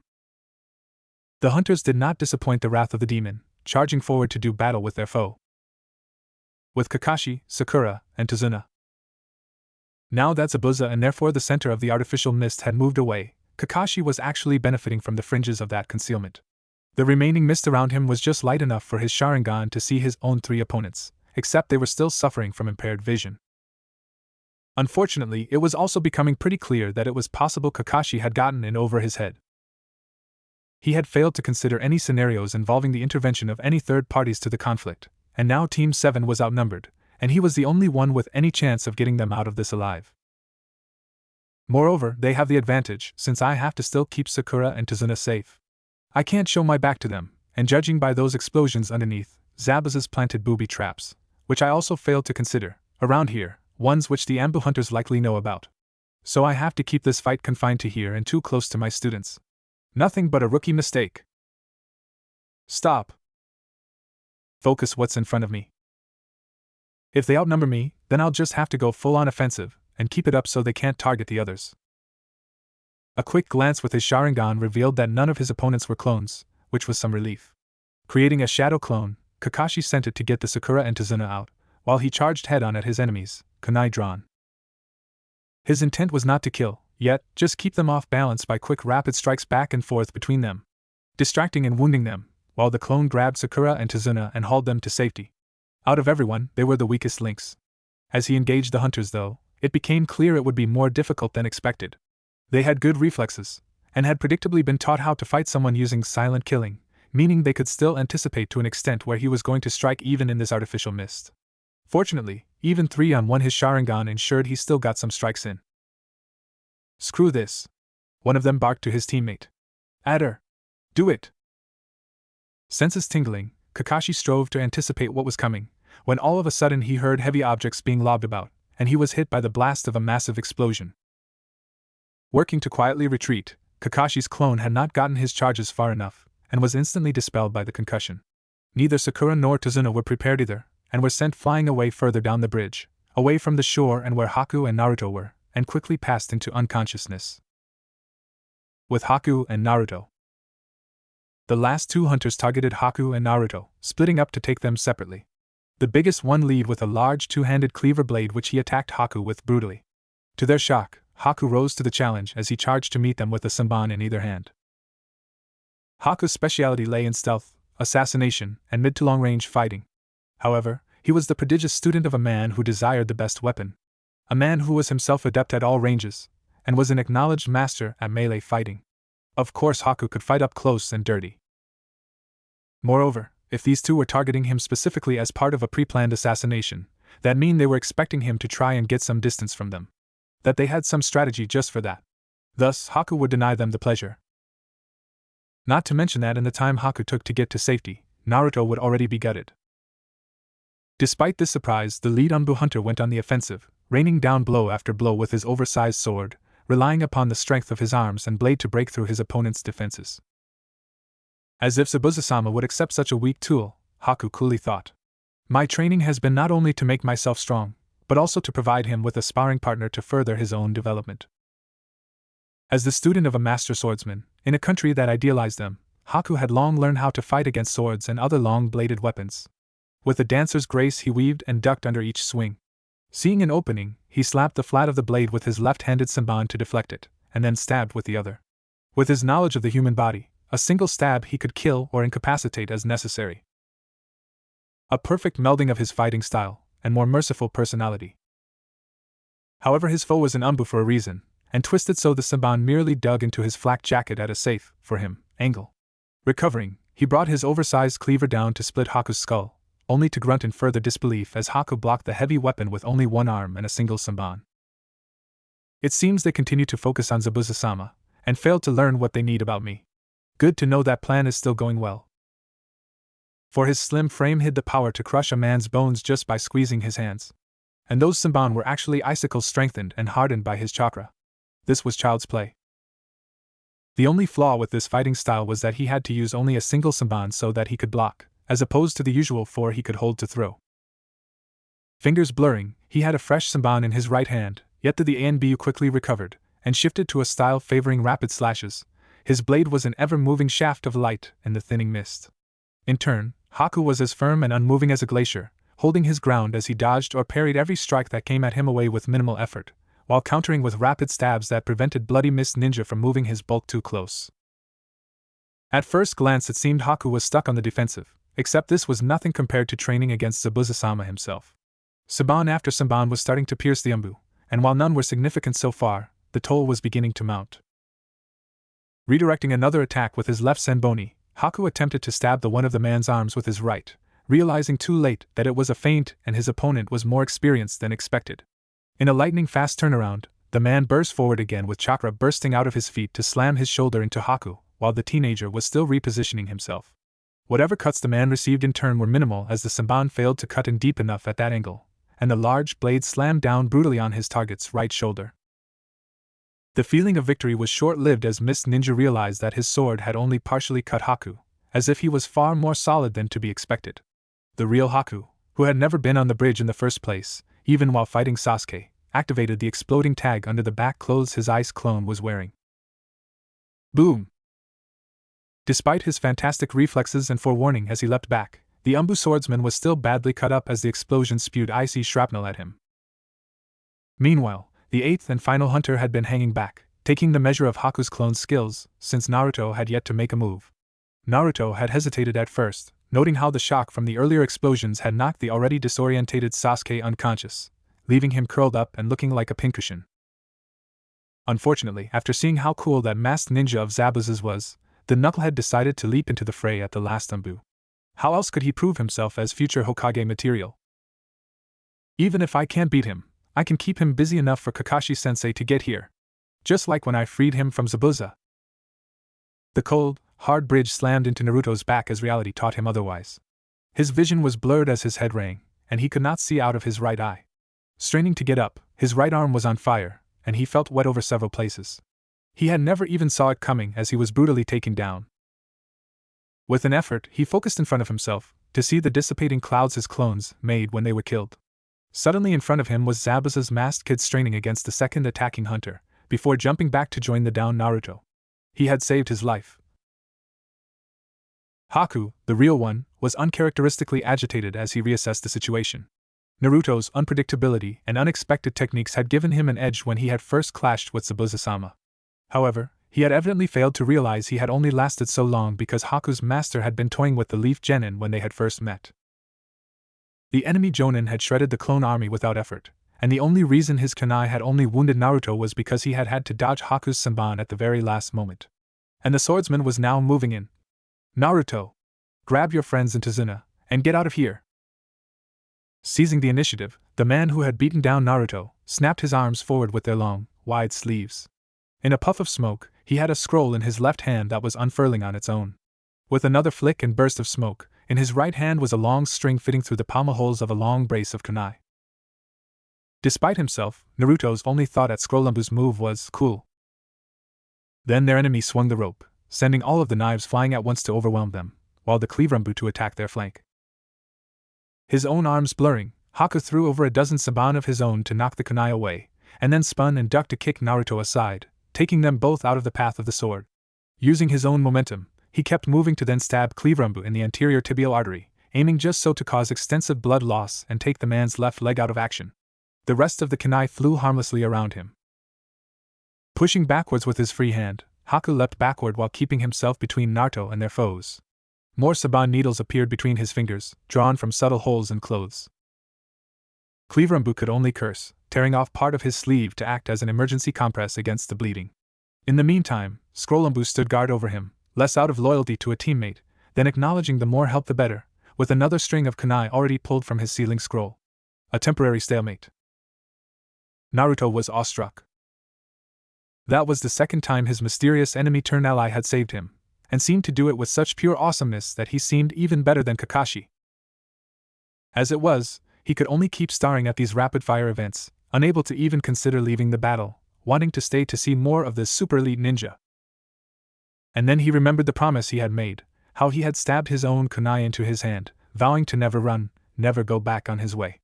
How he had maintained it even in the face of someone like Zabuza. How could he live with himself, if he ran away now? Adrenaline rushing away his aches, and trying to brush away the blood running into his eye, Naruto walked up to stand beside his newfound friend. Seriously, he could not wait to tell Iruka-sensei about this. Or Haku when they met up again for that matter. I told you to get out of here, snapped the masked figure who was actually Haku. The only reason he had not attacked yet while one of the hunters was vulnerable was because he was trying to buy time for his friend to get away to safety, as the Bloody Mist ninja were well aware. I'm not running away, Naruto growled back. I swore I would protect that old man and get this bridge built, and I'm not going back on my word. Besides, and with his Naruto made 10 new clones, if they kill you, I doubt we'll be able to get far enough away. He's right, you know, Scrollambu spoke up. No witnesses. Nothing personal. With Zabuza behind his head wrap, the demon of the Bloody Mist smirked with the satisfaction of a predatory. The hunters had indeed come with a plan to deal with the shark's depth charges. Fools! While one hunter threw the depth charges into the air, another of them kept sending a wide burst of wind jutsu, dispelling swaths of the mist with each blast. Unfortunately for them, it was clear that these guys had failed to actually practice as a team. The wind jutsu was a smart idea to remove Zabuza's terrain advantage, especially as he was an unparalleled master in this environment. However, if the gust was too big, it would disrupt the depth charges that were necessary to handle the shark summons. A team that had properly practiced this could fight the proper balance, yet these chumps were too busy trying to coordinate with each other when they were supposed to be fighting. Probably just thrown together hoping it would make enough of a difference. Typical of the idiots back home. Not to mention insulting, given how much they've underestimated me. Right now he was quickly stalking through the thick mist, dodging around their attempts to find him. For while he was the master of silent killing, these guys were no slouches either. Meaning he would have to actually break a drop of sweat in beating them. Catching a faint whistling noise in the air, he noted that one of the still airborne canisters was close by. With a quick leap he was alongside it, and had smacked the container filled with letter bombs back at his pursuers. Boom! Ga! Carrot and asterisk, hashtag. Ah good, looks like I singed them a little. Making a judgment call on his enemy's location, he decided to forfeit some of his shuriken by unleashing a barrage. After all, even a half-second deflecting his projectiles might cost the foe their life, and any wounds would only add up. Who knows? He might even get an eye or jugular. Sounds like they were deflected. Wait, where's the third one of them? Instinct made Zabuza turn at the last moment, bringing his executioner's blade up with the flat of it facing the attack from behind, deflecting the incoming kunai. Letter bombs attached. He snarled to himself, leaping back and hoping his blade would absorb the worst of the incoming explosion. I can always fix it later with the iron from their blood. With Kakashi. By the sound of those explosions, Zabuza's keeping busy, Kakashi thought, as he killed his first hunter. The moron had actually tried attacking the copy ninja head-on, after one of his teammates had partially thinned the mist with a wind jutsu. Even worse, Moranambu had done so while running through her hand signs right in front of Kakashi's Sharingan. Seeing the world in slow motion thanks to Obito's gift, he recognized the oncoming technique as a water release technique, and one that was most accurate when fired from the mouth as opposed to using pre-existing sources. Instantly developing a counter, Kakashi ducked beneath the ensuing torrent of water, flew through his own hand seals, and used lightning release, wave of inspiration. The flash of electricity passed right through the water, and fried the woman inside out. If she's not dead, she'll certainly keep until this is over. Desperately aware that his earlier failed gambit with his clone had halved his chakra, Kakashi of the Sharingan eye closed on the remaining two, a kunai in each hand, and his blood-red eye blazing. With Zabuza. He's gotta be a $hashtag, and censor. Only way someone could have found me so fast. Zabuza cursed, realizing that his enemies were not the only ones guilty of underestimating their prey. He had been lucky, yet by throbbing of his left food, he had still sustained some burns. Sure enough, another barrage of kunai came in from that same umbu, forcing Zabuza to shift his position. Hearing triumphant calls, he knew the other two hunters were advancing. Although in their case, he could not only hear them, but also smell their singed uniforms. Charging forward heedlessly, confident that Sensorambu had scored a decisive hit to the traitor, the advancing mist ninja were startled to hear their comrade yell, "No! Stop, you fools!" Before this could register, they heard the sound of something breaking through the water all around them, and before they could scream, they were being pulled under. Choking on water, they could only thrash as the surviving sharks viciously tore them to shreds. Okay. That's a lot better, Zabuza's voice drifted over the mist with sadistic glee. They deserve that really, forgetting about that. Now how about you? With Haku and Naruto. These guys are pretty good, even if not good enough, Haku reflected. Their problem is that they're individually overspecialized, and got too greedy. If the full two squads had waited, then they could support each other enough to overwhelm even Zabuza-sama. Instead, they jumped the gun trying to get the Sharingan as well, and split themselves up, ruining their main advantage. They were probably watching my clone fight the Uchiha, and assuming it was the real thing, and thought I was weak enough that they could easily kill Naruto and I, then join the others fighting Hitaki, and then finally swarm Zabuza-sama. Hubris. They know nothing of my true power, and now dare not retreat and show me their backs. I will protect Zabuza-sama and his dream, no matter the cost. All of this passed through his mind in a split second, his face as impassive as the mask upon it. The man with the sealing scrolls was definitely the more dangerous of the two, especially after the man with the sword has his mobility crippled. Naruto was now keeping the latter busy with a seemingly endless barrage of shadow clones. Now that Cleaverumbu was sufficiently injured, the Leaf Genin was able to serve as a satisfactory distraction. Meanwhile, Haku squared off against his own opponent, who was unsealing and throwing a seemingly endless number of weapons. Unfortunately, Haku was running low on Saban needles to attack and or intercept with, forcing him to use ice release, crafting elegant tools to create more. Struck with inspiration from that observation, Haku quickly barked out the orders, "Naruto clones. Don't use your fists, just throw your weapons. After all, every one of them should be exact copies of the original set." Obediently, the Orange Horde threw all of their kunai and shuriken without restraint to overwhelm their enemy. Why didn't I think of that before? No, why didn't he? It's an obvious move with clones, yet Naruto never did it. Is he that inexperienced with his own technique? I just assumed he would, and failed to prompt him. Noting how his comrade was unable to use a proper substitution with such a foot injury, Scrolumbu jumped in front, and unsealed a large metal shield to block the barrage. Gotcha, Haku calmly thought, activating ice release, crystal ice mirrors now that they were both so close together. Now even if Scrolumbu escaped, he should be so distracted by the technique that Haku could easily dispatch Cleaverumbu without leaving Naruto vulnerable while he was distracted. A blast of water shook him out of his triumphant thoughts, as the obscured sword wielder burst out and unleashed a massive water release, water bullet technique that sent Haku flying. Dazed, he only barely rolled to the side from the kunai that flashed at him, but could not stop the gasp of pain that was ripped from his throat as they still found flesh. Off to the side, Naruto could only look on in horror at what had happened to his new teammate, unable to focus on the hunters, who were lining up more kunai to finish them both off. His mask. It's Haku. What's he dash? He's been trying to help me this whole time. Let's finish this, Cleaverumbu grunted. Then we can grab the Uchiha kid while the others finish off the rest. And that was the last straw. While still confused about Haku, Naruto had considered him a friend since they had first met in the forest all those days ago. And now, Haku had literally jumped in front of Naruto to save him. Like Iruka had against Mizuki. Like he was a real friend. More of a friend than Sasuke ever acted, despite how Naruto knew they were so much alike in their dark loneliness. With those last threatening words, however, and Haku struggling to get up while spitting out blood, Naruto finally had some idea of what the life of a ninja was like. It was a dark and violent world, full of pain and loss, where kids would be killed because it was convenient, and people would show no mercy to Naruto's precious people. And that was unacceptable. If that was what life as a ninja was like, then Naruto vowed he would change it. It was a child's dream, really, an unrealistic promise to try and change the world. But sometimes, great change needs to start small.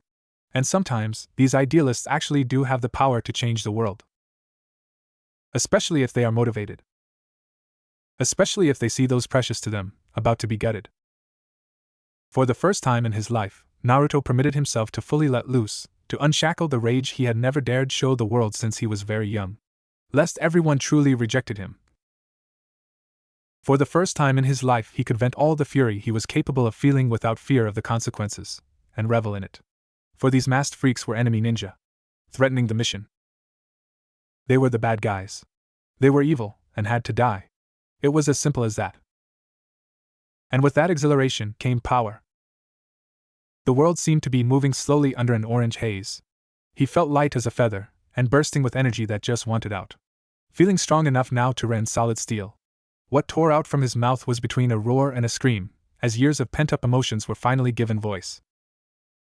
Haku and Naruto's prey could only stare in disbelief, As someone they had written off as a threat grew fangs and claws, and stood surrounded by swirling orange chakra which took the form of the head of a snarling beast over the little genin's head.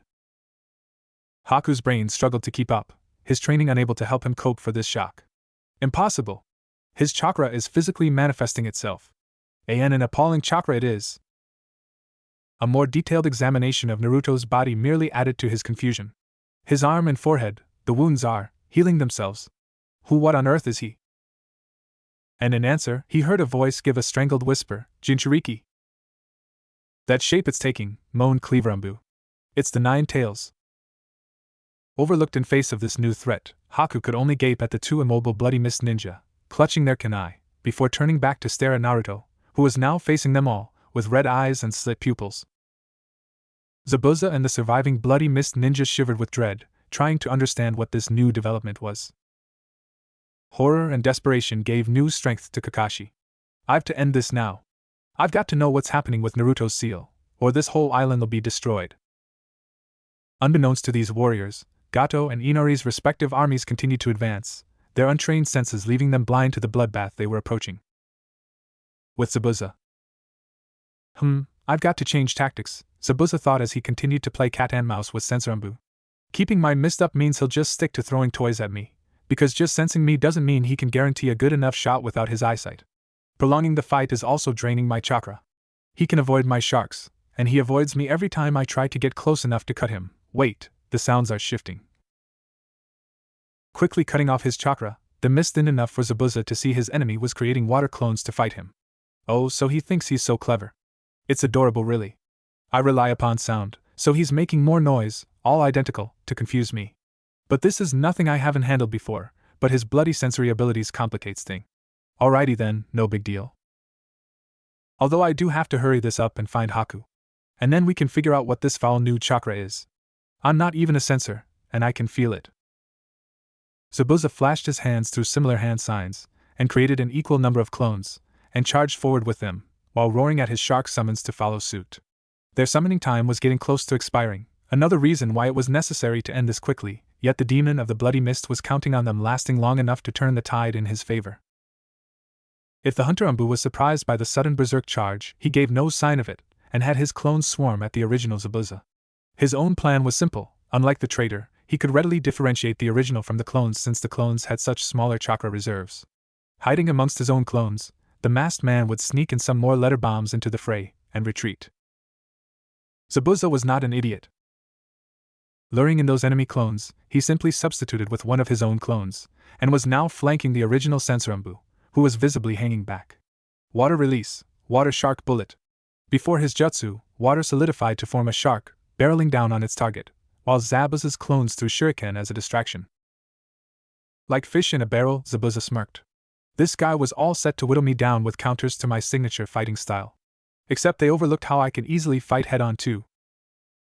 Switching places with one of his clones who had gotten far enough away, the hunter dodged the water jutsu, only to be immediately pressed as Zabuza charged forward to cut through half of his remaining clones with a single swing of his massive sword.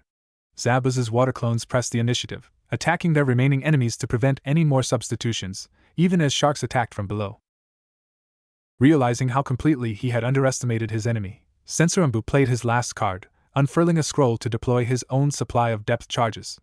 Activating them all, and waiting a few seconds to run the fuse down more, he threw most of them into the air, and then charged the original with the last one clutched in his hand. Seeing the threat, and the smoking fuse on the explosive, Zabuza merely smirked, and cut off the chakra to his feet. Dropping below the water, and grabbing onto a nearby shark, he knew that down here he could merely dodge his enemy even if he chased after him. And with the other, falling, explosives, the fool had merely turned the surface into a death trap.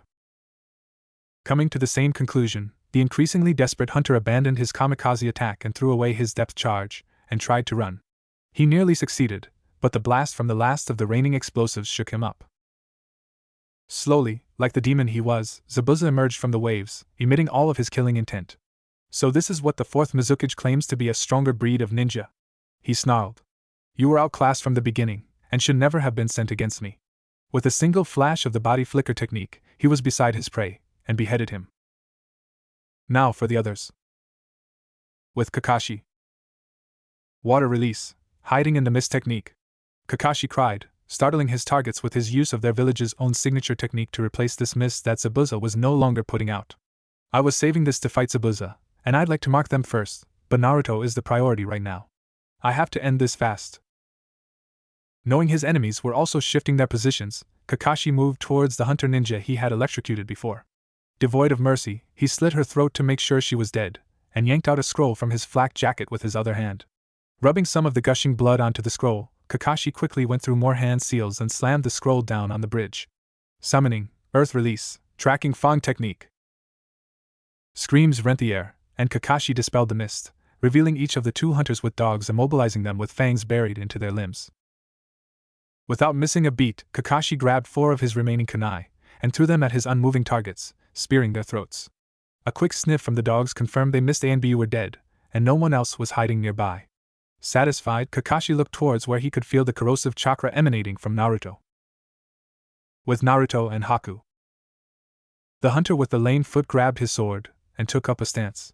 He knew he could not run, and probably could not kill the demon spawn anyways, so he would serve as a distraction while his partner grabbed his most powerful sealing scroll. He was not disappointed in either regard. With a roar, Naruto charged with a speed that would do a jonin proud. Slamming right into Cleaverambu, the man struck with textbook perfection, yet was still wrenched from his hands as if he had struck a cliff wall, and he himself was knocked onto his back. Uninjured, Naruto straddled the gasping man and tore his arm off. The second hunter knew he was a dead man as he watched the teenager chuckle at the howls of his prey, but he swore he would die as befitted a ninja of the village hidden in mists. Grabbing 2 more of his special scrolls, he unfurled them and activated specific seals, releasing a sealed version of water release, hiding in the mist, and leapt into his temporary cover. While this version of the technique would only last 55 seconds, it required no further chakra, leaving him the rest of his reserves for his trump card. The sound of further tearing flesh, and a final gasp, told him the fate of his partner. And slowly, oh so slowly, he heard the sounds of someone coming near him. Weird sounds too, like they were walking hunched over on their hands and feet. Kakashi could have been there first, but he made a detour to grab Sakura and Tazuna and get them off the bridge. If the situation went belly up any further, the bridge would likely be the first casualty, and they would fall and drown. Moreover, the return of thick mist from Naruto's location was a clue that Naruto was still knee-deep in a fight. Charging in carelessly was suicidal in normal circumstances, and right now Naruto could even attack him without recognizing him. Hence, Zabuza beat the copy ninja to the scene, trying to puzzle out what exactly was happening. Suddenly a burst of something broke over him, forcing him to shift his balance, while the mist came barreling at him. Was that chakra? Such a pure blast of energy that it was physical force in itself. With the mist blown away, he took in the sight before him. Haku, unmasked and injured. Probably not critically, as his tool was tough and a good medic in his own right. The Uchiha kid, lying on the ground, looking like he had been tossed about a bit while stuck full of needles. One dead hunter Ambu, missing an arm and most of his throat, upper chest, and jaw. One seriously freaked out surviving hunter, kneeling beside an open sealing scroll, holding his hands in the tiger seal. And one Jinchuriki. $*% Okay, seriously, what is with this kid? What are the odds that this mission would go like this? Zabuza paused, hefting his sword while his brow furrowed in thought. No, wait, what are the odds actually? A Jinchuriki is a hidden village's ultimate trump card. If he's not being kept safe back home, why are his training and skills so out of whack?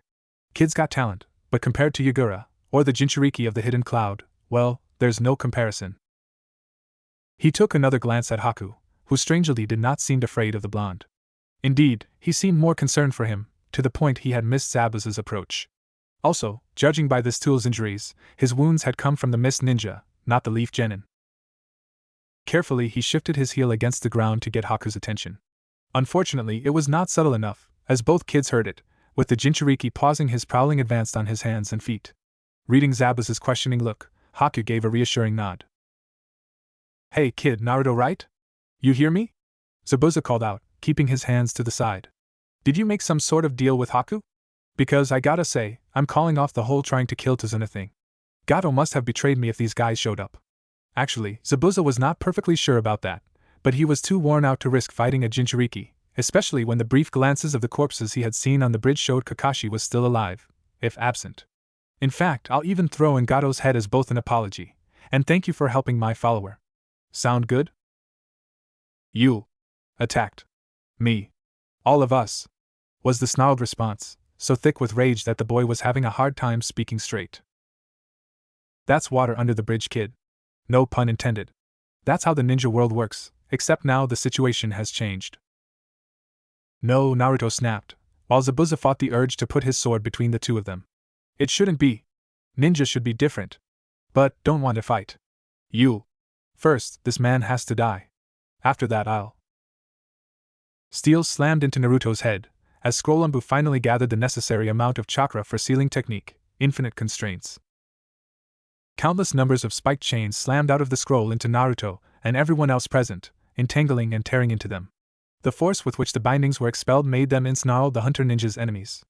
Naruto fought to get out, protected by his chakra shroud, yet unable to move as his own efforts to escape kept pulling them tighter.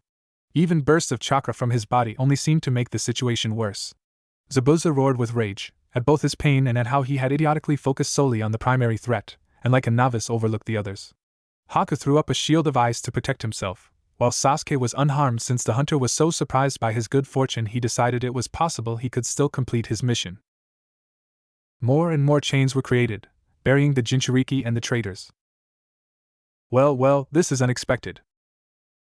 Shaking with exhaustion, the hunter Umbu turned around to see their contact, the businessman Gato standing in front of him, with a veritable army of cheat thugs covering up the background.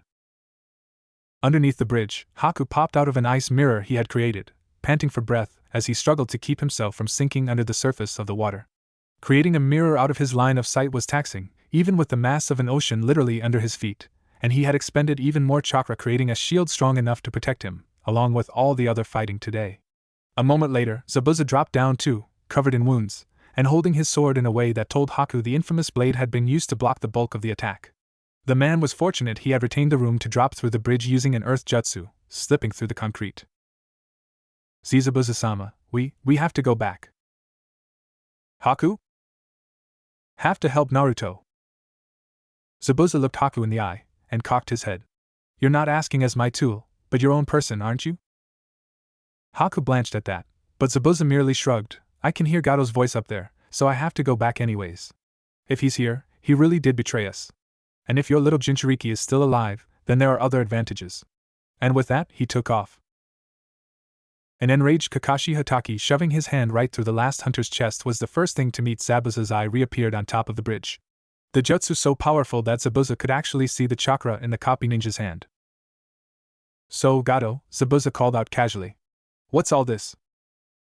Gato flinched for a moment, and then took in all the blood on both Zabuza and Kakashi, and regained his courage as he mistakenly thought it was mostly their own. Hehehe.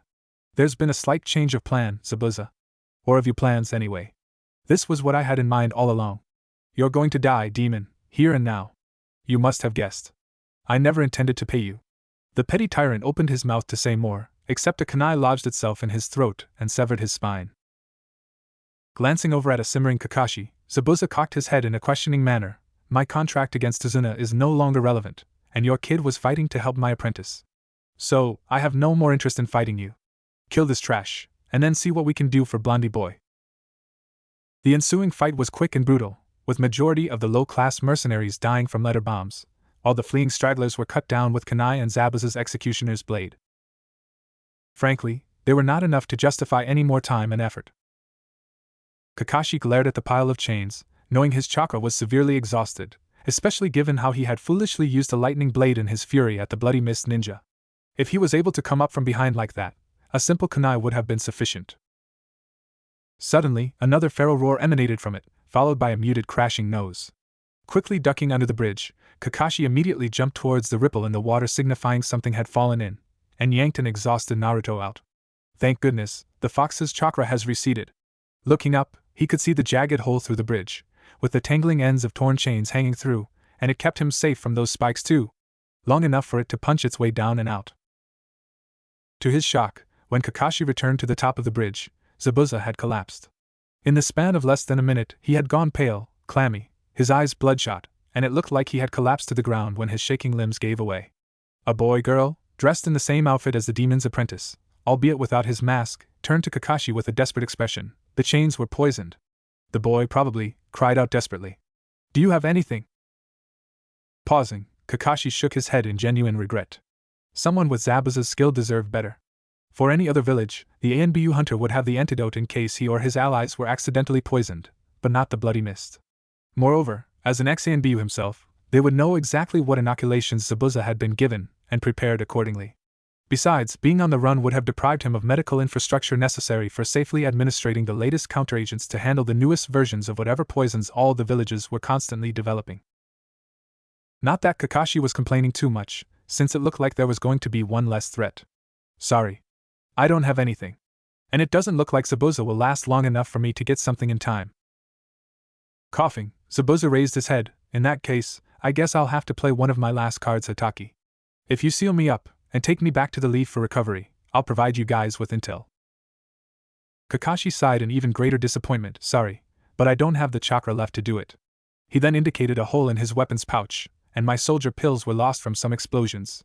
Yet he noted how exhausted and injured the younger missing Nin was, how coming back onto the bridge must have drained him of his remaining strength, and how relatively well off Naruto was. I'll go see if any of the other hunters had anything useful on them. And with that, he was off, leaving Naruto alone with them, trusting that Naruto was healthy enough to defend himself if necessary. Glaring, the dying man directed his attention to Naruto. What about you, kid? You look strong enough still to do it. Whoa. I don't know how to seal people. You're a Uzumaki. Of course you know by this point. Uzumaki? What do you mean? Naruto stammered as he dealt with yet another surprise on this emotional day. Slowly, Zabuza's attitude turned from demanding to disbelieving. Kid, are you honestly telling me you've never heard of the Uzumaki clan? Of Uzushi Ogakure? Famous allies of the leaf? Sealing in their blood? What the heck happened to you growing up? Noting the growing confusion with each question, Zabuza slowly nodded his head. Alright kid, piece of advice, start asking more questions. Look underneath more. Even as he said this, a glint of naked calculation danced so intently in his eyes that even Naruto could see it. Slowly, Naruto nodded in turn, trying to process what his former enemy was trying to tell him. Tears began to fall from his eyes as pent-up emotions from the day leaked through. And from how even he could tell that Zabuza was dying, a man he come to respect, especially since he was precious to Haku, and had apparently come to help him against the last hunter. Who was, even now at the very end, seemed to be trying to help Naruto. Truthfully, it was that Zabuza was just too insulted at such wasted potential, and figured it would make Hataki's life miserable. More importantly, Naruto appeared to be literally the only one alive who genuinely cared for Haku. Except he would have to coach it in the only terms that he believed that the latter understood. But since I'm about to die, there is only one thing left for me. Haku. Yes, Zabuza-sama, Haku said quietly, fighting the exhaustion and pain from the battle and climbing back up to the bridge. I have one final mission for you as my tool. Then the dying Zabuza turned his head towards Naruto. Kid, I need you to do a man a favor. Kakashi continued to rifle through corpses, ignorant of what was happening back with Naruto. Look after Haku for me, Zabuza bluntly asked, and before either Haku or Naruto could react, he turned to the former. Follow the kid, stay by him and be his weapon. And you should know, my greatest pride was being there to take care of you and train you, my tool, my weapon, my son. And then, tired of all the drama he had endured this day, Zabuza lowered his head, closed his eyes, and let the Grim Reaper come for him. Land of Fire. Kanehigakure. Hokage Tower. Later. The third Hokage stared at the scroll that Kakashi's dog summon, Pecking, had brought him, feeling more than a little shocked as he tried to decide what to do with the information he had received. The issue of Tazuna falsifying his mission request was easily solved, with Kakashi's assessment of Land of Waves' reactions leading him to conclude that the land would prosper and request many future missions.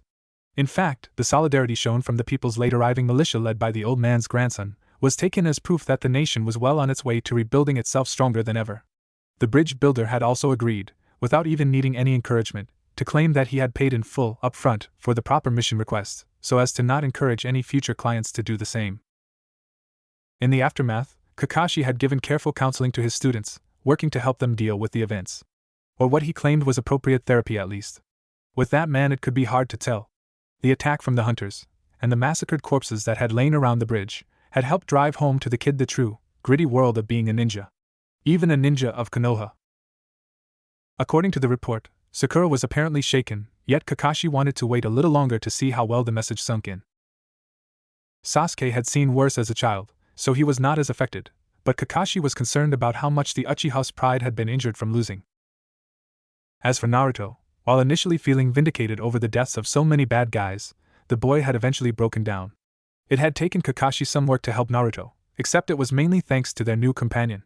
On a related note, Naruto was also surprisingly desolate over Zabuza's death. That Zabuza's body had been burned, and the ashes then buried, instead of brought back for examination by the medical experts for any of the missed secrets, was a little surprising. However, Kakashi had decided to respect Naruto's wishes on the matter, lest the boy become angry again. It had not been until afterwards that Kakashi had had the opportunity to covertly look at Naruto's seal. While nowhere close to his dead sensei's level, Kakashi still possessed enough skill to tell when even a high-level seal was breaking down, and had fortunately been able to confirm that there was no sign the seal was weakening.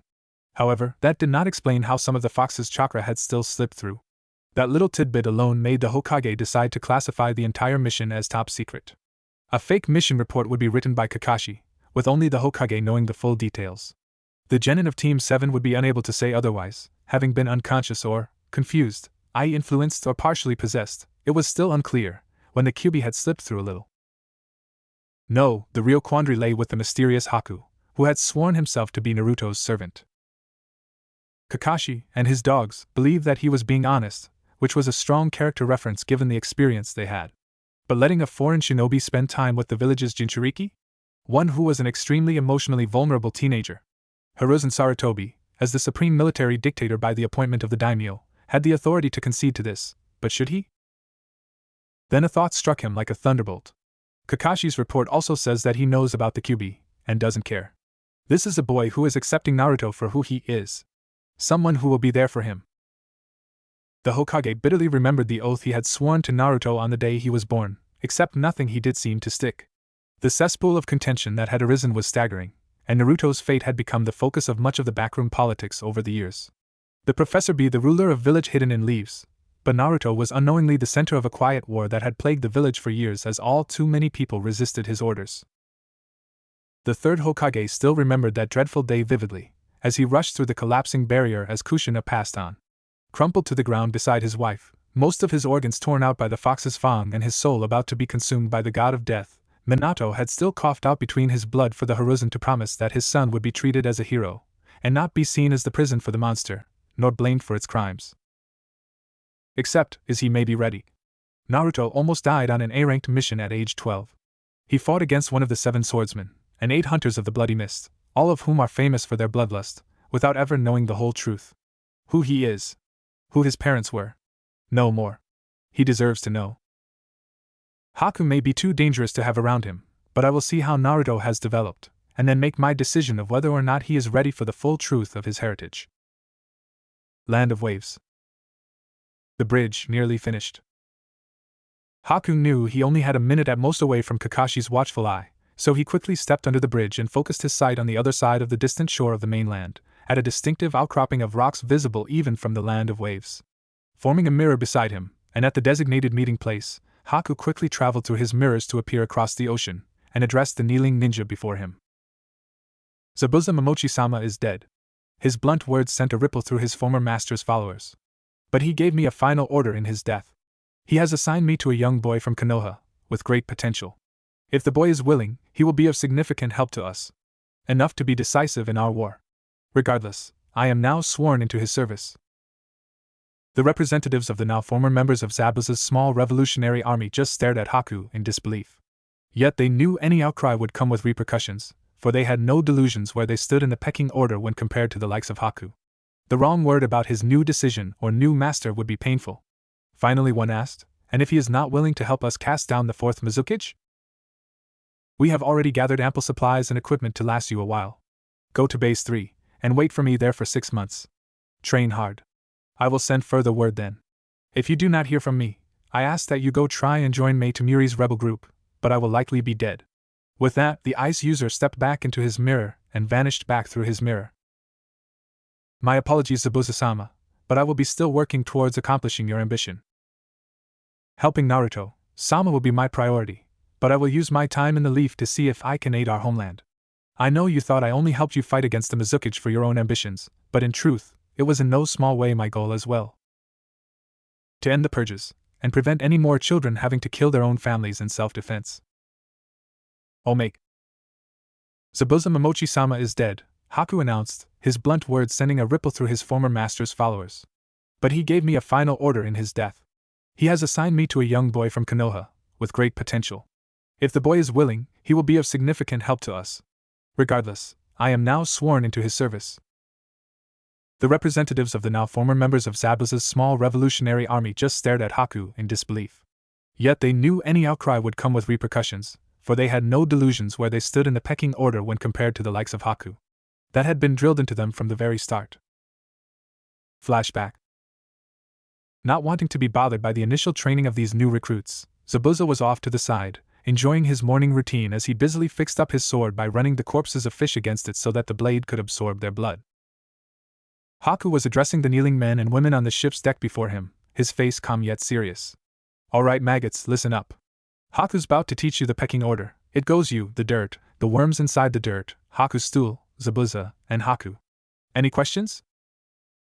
One nameless ninja held up his hand. Yeah. The next thing the man knew, he was being thrown off the moving ship to land in the water. Shaking with fear, the remaining recruits watched as Haku called back to the unfortunate man, enjoy the swim back to ship, suddenly flashing a sickening smile. Bitch! Back to his straight face in the blink of an eye. Any more question? Silence was the answer he received, and he brought back that same deranged grin. Good. Then we can begin. Flashback end. Yes, the assembled rebels had no wish to challenge the pecking order. Jutsu. I will only be doing information for non-canon jutsu here. Everything else can be found on Nerdopedia, and with lots of details. Especially with regular updates to the website. Ice Release, Ice Clone Technique. An improved version of the water clone technique, so that while the clone still only has a fraction of the user's power, it is both more durable, and able to go a far greater distance from the original. Ice Release, Crafting Elegant Tools. The user is able to forge weapons crafted from water turned to ice, with the most experienced practitioners requiring only the moisture in the air. The more skillful the wielder, and the more chakra they use, the stronger the resultant weapon is. Icicles are the foundation of this, and any more advanced weapons have to share some resemblance to them to work. For instance, the user can create large spikes, spears, samban, or sais with straight prongs, but not swords. Sealing Technique, Infinite Constraints. An A-rank sealing technique, in which the user unseals chains which have sealing matrices on them in turn, which release even more chains, and so on. The force with which they are unsealed propels them forward with enough force to hurt and or entangle enemies. If the user intends more than capture, they can be spiked. Was originally created by the Uzumaki as an alternative to their chakra chains constructs for those who could not use them, but in the years after the fall of Yuzushiogakure, others managed to replicate it. Land of Fire. Kanehigakure. Training Field 27. 2 weeks since Zabuza's death. Shadow Clone Technique. A wave of blonde and orange swarmed at Haku, whose hand merely made a few gestures. A mirror of ice formed before him, and kanonied forward like a battering ram with the assassin right behind. Plowing through the horde, his samban dispersed 20 of the clones before they even knew what hit them. Dropping his improvised shield, the too pretty boy engaged in taijutsu against the remaining clones. Against the first he merely blocked or deflected to gauge them, before snaking stiffened fingers through to crush the throat. The second clone he kicked at with reduced speed, but the clone was just a hair's breadth too slow to avoid Haku's geta from digging into its stomach.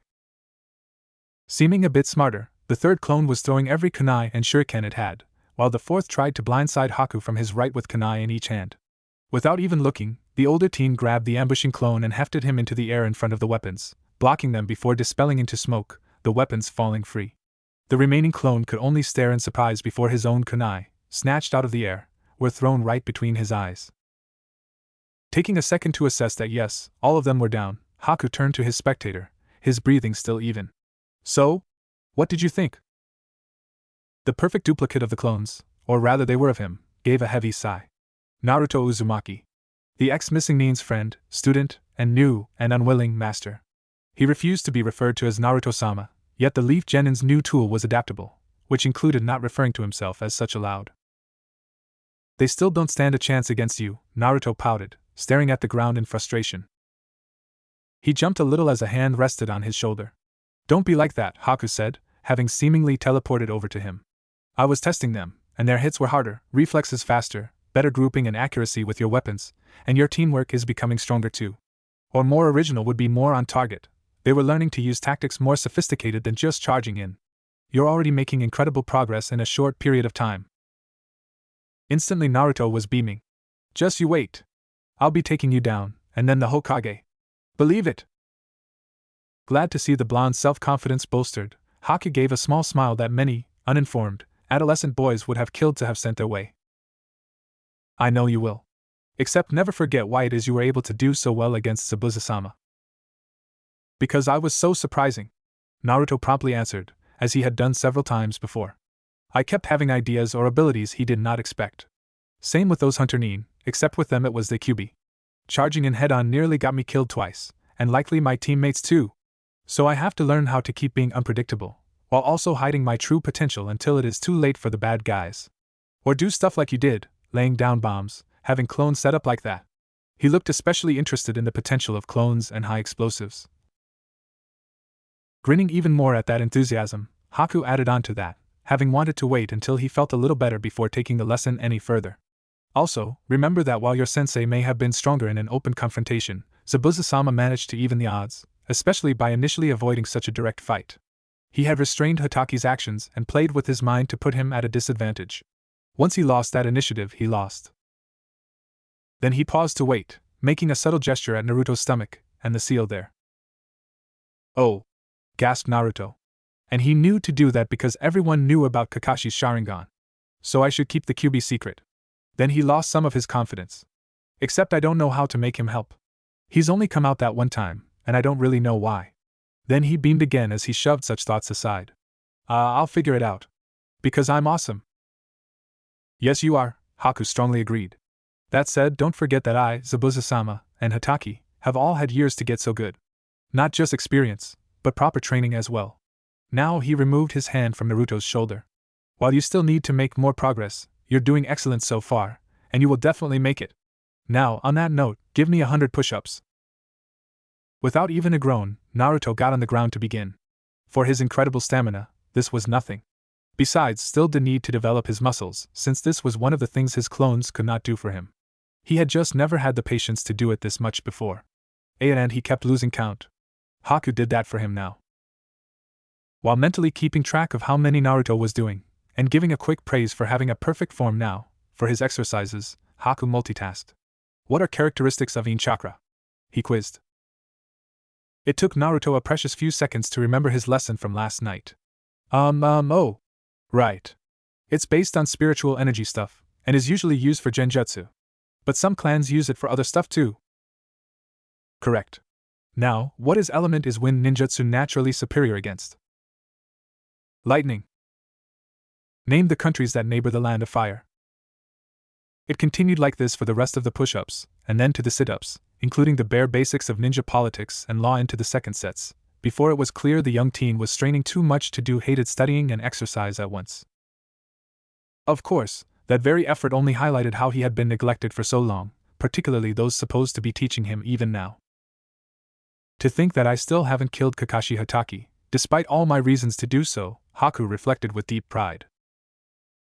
When he had spied upon Team 7 in the Land of Waves, he had been surprised that they had only just begun rudimentary training in chakra control and stamina, despite being 12. In the Mizugakure, and Haku's personal experience, it was best to start that far younger. Granted, those were not examples of producing well-adjusted individuals, though Haku would never give up on who he was. That the genin had not learned this in the academy was disconcerting, much less that Kakashi Hatake had only begun to teach them after they were neck-deep in an A-ranked mission. Even worse, Haku's covert observation had actually understated how bad Naruto's skills were, making him wonder just how arrogant Hatake truly was. Basic skills and knowledge were foreign to him, and it was only thanks to ridiculous amounts of chakra and a forbidden technique that he was still alive, to say nothing of harboring a demon. Instead of a honed warrior who was to be the ultimate guardian of his village, he was dealing with a brawler who was forced to rely solely upon variations of only a few techniques. The fact that since the battle on the bridge, his Jonin sensei had done nothing to intensify or even maintain the training he had begun, was truly beyond contempt. However, now that young ice user had a new precious person, he would not let this one down. Consequently, Haku had appointed himself as Naruto's personal tutor, working to bring the blonde up to par. Given everything, it was not surprising that Naruto had been enthusiastic that someone as awesome and cool as Haku would be teaching him. Despite having completed over an hour's work of non-stop exercise, Naruto bounded to his feet without a pause. Now what? He grinned. Are you finally going to teach me a super awesome jutsu? You still haven't taught me wind chakra, and you figured out my element days ago. 2 days, Haku corrected. And I stand by my original argument. Until you can properly control your chakra, it'll be too dangerous. Otherwise you might overpower your jutsu, and kill friend and foe alike. You have to be precise and versatile enough so that you know what your technique will do. Despite his eternal optimism, Naruto grimaced for a moment, before recognizing that there was still a promise that he would learn cool wind jutsu. He had just had to pass a few tests first. Groan. Oh well, he knew Haku would keep that promise. Believe it. So am I going to walk on water then? Because that's pretty cool too. They had started that while still in wave, except it had mostly involved Naruto getting wet. By the time they left though, he was at least sinking noticeably slower. Now he was able to carefully walk about on the surface, and was sure he would be running on it any time. No, we're doing your next step into sealing. Instantly Naruto came to attention. Even more than nifty ninjutsu, fuinjutsu was what he was most curious about above all else. It gave him a connection to a clan he had never known, and was earnest to make his ancestors proud. Moreover, he had seen firsthand how dangerous a man skilled in the sealing arts could be, with that ANBU hunter who had nearly killed him, several times. At the same time, he was curious as to why he had never heard about this before, including from the third Hokage. Never during any of their talks had the old man mentioned anything about the Uzumaki. You answered all my questions on the basics of sealing properly, Haku smiled, so now you can start the practical. Awesome. Giving a girlish chuckle, Haku shook his head. I'm afraid you're going to be disappointed. Taking out a scroll of his own, he released a pad of paper, a brush, and an inkwell. Your first lesson will be calligraphy. Huh? Writing properly. What? I can write. Yes, you can, except that when drawing out your seals, if you have a single mistake, either it won't work, or something horrific will happen. Remember all those examples of failed fuinjutsu I had you read? Oh. Wahoo. And Naruto had to admit to himself that, even if Haku was too kind to say so, his handwriting was actually atrocious. Goodness knows, Irika had yelled that at him enough times, and then make him stay after school to improve upon it. It was eligible now, if only barely. For your second lesson, however, you will also be practicing your chakra control. At the same time, moaned Naruto. Not quite, and now Haku looked serious. We're going to practice with you making a clone after all. Your clone will practice writing, while you do chakra. Huh? Squinted Naruto. Why not make 100 other clones to do all that boring stuff then, while you help me with fighting? Haku just stared impassively, making Naruto fidget. He knew he was expected to answer, and started scratching his head in hopes it would help. Wait. You said, it's a forbidden technique, and we don't really know why. Maybe it's just because of the chakra though. And I'm just awesome enough to have so much. It had been by accident really that Haku had figured out that shadow clones sent their memories to their creator, and frankly Naruto felt stupid for missing that for so long. After all, he had been the one to skip that important detail on the forbidden scroll. Although once he had mentioned that part, Haku's enthusiasm had dimmed. They had experimented a little so far, of course. For example, their first attempt at having 2 clones reading 2 different books at the same time had led Naruto to only receive jumbled memories. Although using a lot of clones to look up or find something was productive. On the other hand, while a clone could not develop any stamina or muscle build that would benefit Naruto, it could retain the muscle memory of what it did, such as learning how to throw a proper punch. Unfortunately though, they still had more failures than successes. Calmly, his friend elaborated. I hear what you are saying, but because you have such enormous chakra, no one would have been able to practice this on the scale you can. Yes, you can send dozens of clones into a fight without trouble, but I'm worried that if too many clones have different memories, from a multitude of perspectives, it might be overwhelming. For all we know, too many memories and experiences coming back at once could melt the brain. Your brain. So we're going to take this slow to figure it out. Which was not unfounded, as they had found out that a large number of memories, spanning several hours, could even make Naruto black out as his subconscious was overwhelmed in trying to sort through the input. Now, if Naruto had been more introspective, he might have questioned why Haku did not just ask someone if they had further details about the technique to learn more, except the blonde was introspective enough. Granted, the ex-missing nin was under a lot of suspicion, and could not just go around asking about classified jutsu. Not to mention the assumption that surely a Jonin captain like Kakashi would have discussed the forbidden technique with his student if he knew anything. Not to mention that they were both used to figuring things out like this themselves. Yes, that included Zabuza, who could hardly teach his tool more than the basics of using ice release, and did not use Senbon himself, without adult support. Asking for it was rather foreign for them by this point. Finally, the sad fact is that they are 12 and 15 respectively, and want to prove how awesome they are on their own. Consequently, while clones did help, Naruto was going to be doing a lot of work with his real body. Even later. Finally, both physically and mentally exhausted, Naruto was lying on his back, taking a break. Beside him, Haku was meditating, and had informed his student he would be learning this in the future too during downtime. Ugh. Well, while it was boring, if Haku said it was useful, then it was. Still ugh. Despite how completely and utterly tired he was, thoughts were still swirling around in his head, even if it was beyond him to latch onto one. Thoughts that he had been burying deep over the last few days. Like, why didn't the old man ever tell me about the Uzumaki clan? My family? What happened to them really? About how shadow clones work? He knows I have trouble reading. Kakashi doesn't train us enough, but he brings me vegetables, and Haku agrees they're healthy. Was he ever going to tell me about the Kyuubi? Why can't I find anything about the Uzumaki on my own? Not even in the library? I had to learn from people from another country. A strong part of him wanted to just run into the Hokage's, one of his precious people, as Haku put it, office, loudly demanding an answer. He almost had even, if not for Haku. His new friend had stood in his way, and insisted that Naruto should try and figure out for himself first. To prove he could. While this challenge was so transparently meant to make Naruto not go to the old man about it, well, he could never back down from a proper challenge. Besides, a totally awesome, hardcore ninja would figure this out by himself, right? Except once he had sat down to think of ideas and theories, and where to find his answers, more and more questions had started to pop up. After all, he had never been told about the demon, and what could be worse than that?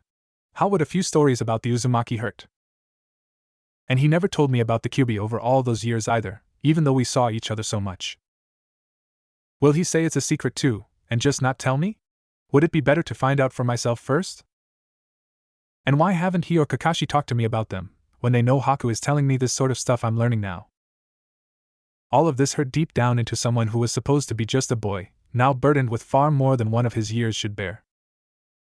And in his years of being a pariah and a prankster, he had learned to hold fast to whatever troubled him, and be careful and cautious with it.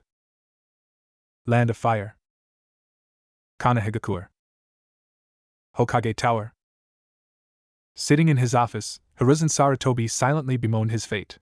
While the majority of the ninja world held the third Hokage in high regard, as the man who had mastered every jutsu known to the Hidden Leaf, and had risen to S rank on his own without any bloodline, generational technique, or special weapon, the same could not be said among the small club of the village leaders. Among this exclusive group, how little the amount of paperwork you had to do and how you handled it was the highest sign of status. Yes, that is how the mightiest shinobi quietly established their status amongst each other through diplomatic correspondence and closed-door meetings. And while Hiruzen could still use the shadow clone technique, the depressing fact was that he no longer had enough chakra to risk using a jutsu that left him so vulnerable. Assassination attempts were a real concern after all, even without accounting for his friend Danzo. After all, the third Kazekage, the strongest to have held that title, had mysteriously disappeared all those years ago, along with his personal A&BU guard. Thus, by unspoken law, the god of ninjas' colleagues snickered at him in closed meetings, and his endless pile of paperwork continued to mock him. At the top of the stack was the most recent report from his A&BU carrying out surveillance on Naruto. It appeared that the Hokage's gamble with Haku had paid off in spades, as they were reporting massive development in the young boy's abilities. Truthfully, he had originally been highly skeptical of letting an unknown foreigner anywhere near Naruto, no matter how much his surrogate grandson trusted the kid. Period. Exclamation mark. There was no way it was going to happen without several seals attached to the ice user, a 24/7 guard, and maybe seeing if those experiments with implanting conditioning via genjutsu had any potential after all. Except, Well, it almost seemed silly really, but he had woken up early one morning while Team 7 was still traveling back, having had the best sleep he could remember in years. It had been a beautiful dream really, and had included Naruto and Haku helping the leaves of Konoha flourish. In that fantasy, Naruto had been much stronger and more mature, yet still possessing his wonderfully free spirit. A growth that he had attributed to Haku's training. Wondering if his subconscious was trying to tell him something, Hiruzen had taken the risk, with the proviso that Inoichi Yamanaka still examined the boy's mind. And it appeared his highly tuned intuition had been perfectly right as the reports poured in. Taking a break from his evil paperwork, he looked through his crystal ball to once again observe how the duo were progressing. It had not been a flawless process, of course, as Haku had initially run into a bit of a roadblock since Naruto learned better through practical examples than theory. Still, thanks to lots of work, serene patience, and positive encouragement by someone near his own age, Naruto was making frankly staggering progress in just a few weeks. With one-on-one attention and incentives, he was finally taking them time for ninja theory and book learning. Some days, for his studies, he was actually enthusiastic to be going to the library. Even his serious issues with chakra control were steadily improving. More importantly, based upon his own and Anbu observations, it seemed Naruto was also becoming more mentally healthy due to this constant and supportive interaction. Some in the village might express surprise at this, wondering how this was garnering better results than tough love, or letting a ninja work through his struggles alone. Personally, Hiruzen kept making a mental note to double-check if the history courses were teaching the reasons why Hashirama and Tobirama Senju had been so adamant to found a ninja village. Oh, and Madara too. That was not to say everything was perfect, of course, such as how the boy was also becoming more distant from Team 7. Originally Hiruzen had assigned them together because the teachers had theorized that the three of them would empower and support each other. A rivalry between Sasuke and Naruto would push them both to grow stronger, and also fill in the mutual familial holes in their lives. Sakura would help keep them grounded to reality even as the boys pulled her out of her shell into becoming a more active ninja.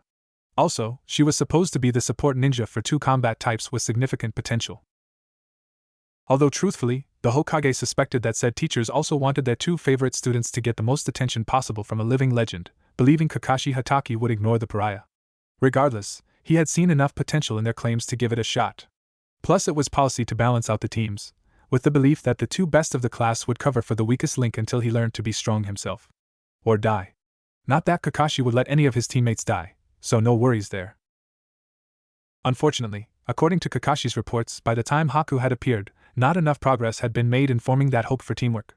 Now Naruto's personal development had him looking elsewhere for social interaction and training.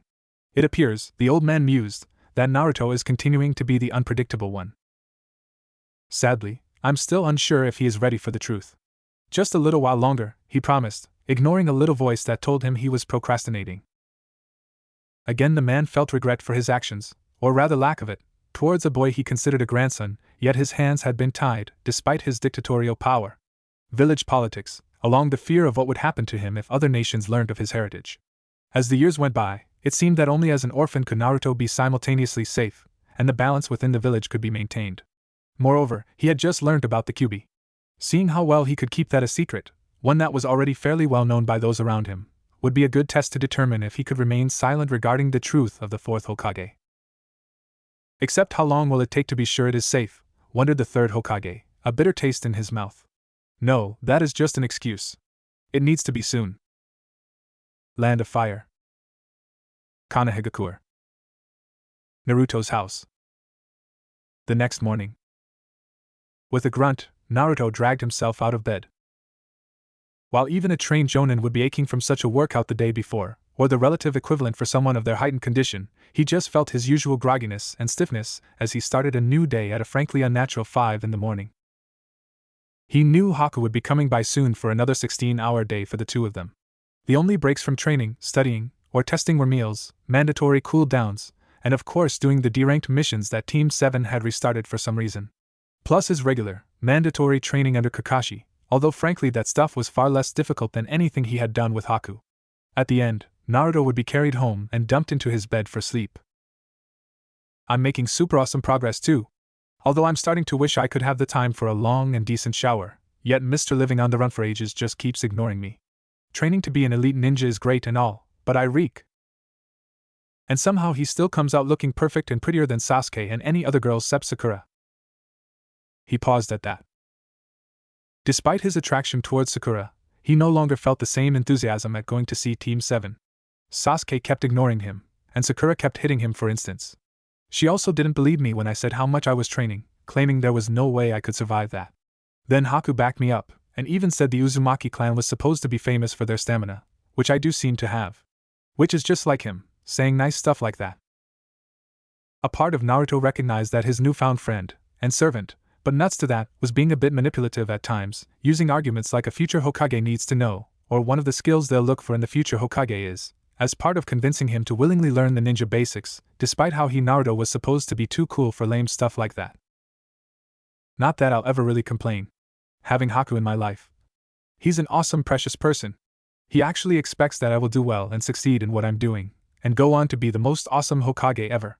He always acts proud of how I'm advancing. That's more than anyone's ever done for me. Even the old man and Irika-sensei have never been around for all that. He can still be a bit of a sadist though, and it's even worse given how he smiles so beautifully while doing it.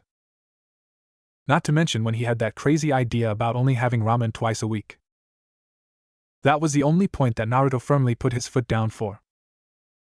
For if reasoned arguments and encouragement were not enough for Naruto to keep going with the boring stuff sometimes, then a Saban needle in a painful spot would do it. Even if it was only in a clone, the memories of that would still come back, which really made it worse given that provided Haku with more opportunities. Land of Fire. Konohagakure. Streets of Konohagakure. A few hours later. Seeing as how Naruto was currently doing a D-level mission, and that the Hokage had subtly hinted it would be best to leave Kakashi alone, Haku had some free time as he was strolling through the village. Yet what was he to do with it? I could find some girls, but Naruto might be done before it gets fun. Food? No, lunch was enough. That weapon store looks interesting, yet both Naruto and I have all we need. I'm still a little tired from today's workout, so maybe a nap? Yeah, it'll make it easier to keep up with Naruto. Hakuyuki. Casually turning around, Haku regarded the man walking towards him. My name is Irika Yumino. I'm a former teacher of Naruto's, and I would like to talk to you about the training you've been giving Naruto. Cocking his head, Haku considered everything he had already heard about this individual from Naruto. This man had not only saved Naruto's life, but had also been the only person besides the third Hokage to believe in Naruto and push him towards success, so at the very least Haku owed him some courtesy. Nodding, he indicated a conveniently located pub for them to sit down and talk. Land of Fire. Konohagakure. Training Ground 3. An hour later. Sakura stared sullenly at Naruto's back as he hurried off after their latest training exercise. The baka had been changing a lot recently, ever since Haku had come into his life. Whenever he was mouthing off or acting like a clown like always, she would try and hit him to make him focus as usual, except now he would just dodge her attempts. He even tried to act like he was doing it casually. Sasuke-kun is getting upset too, seeing Naruto's sudden progress.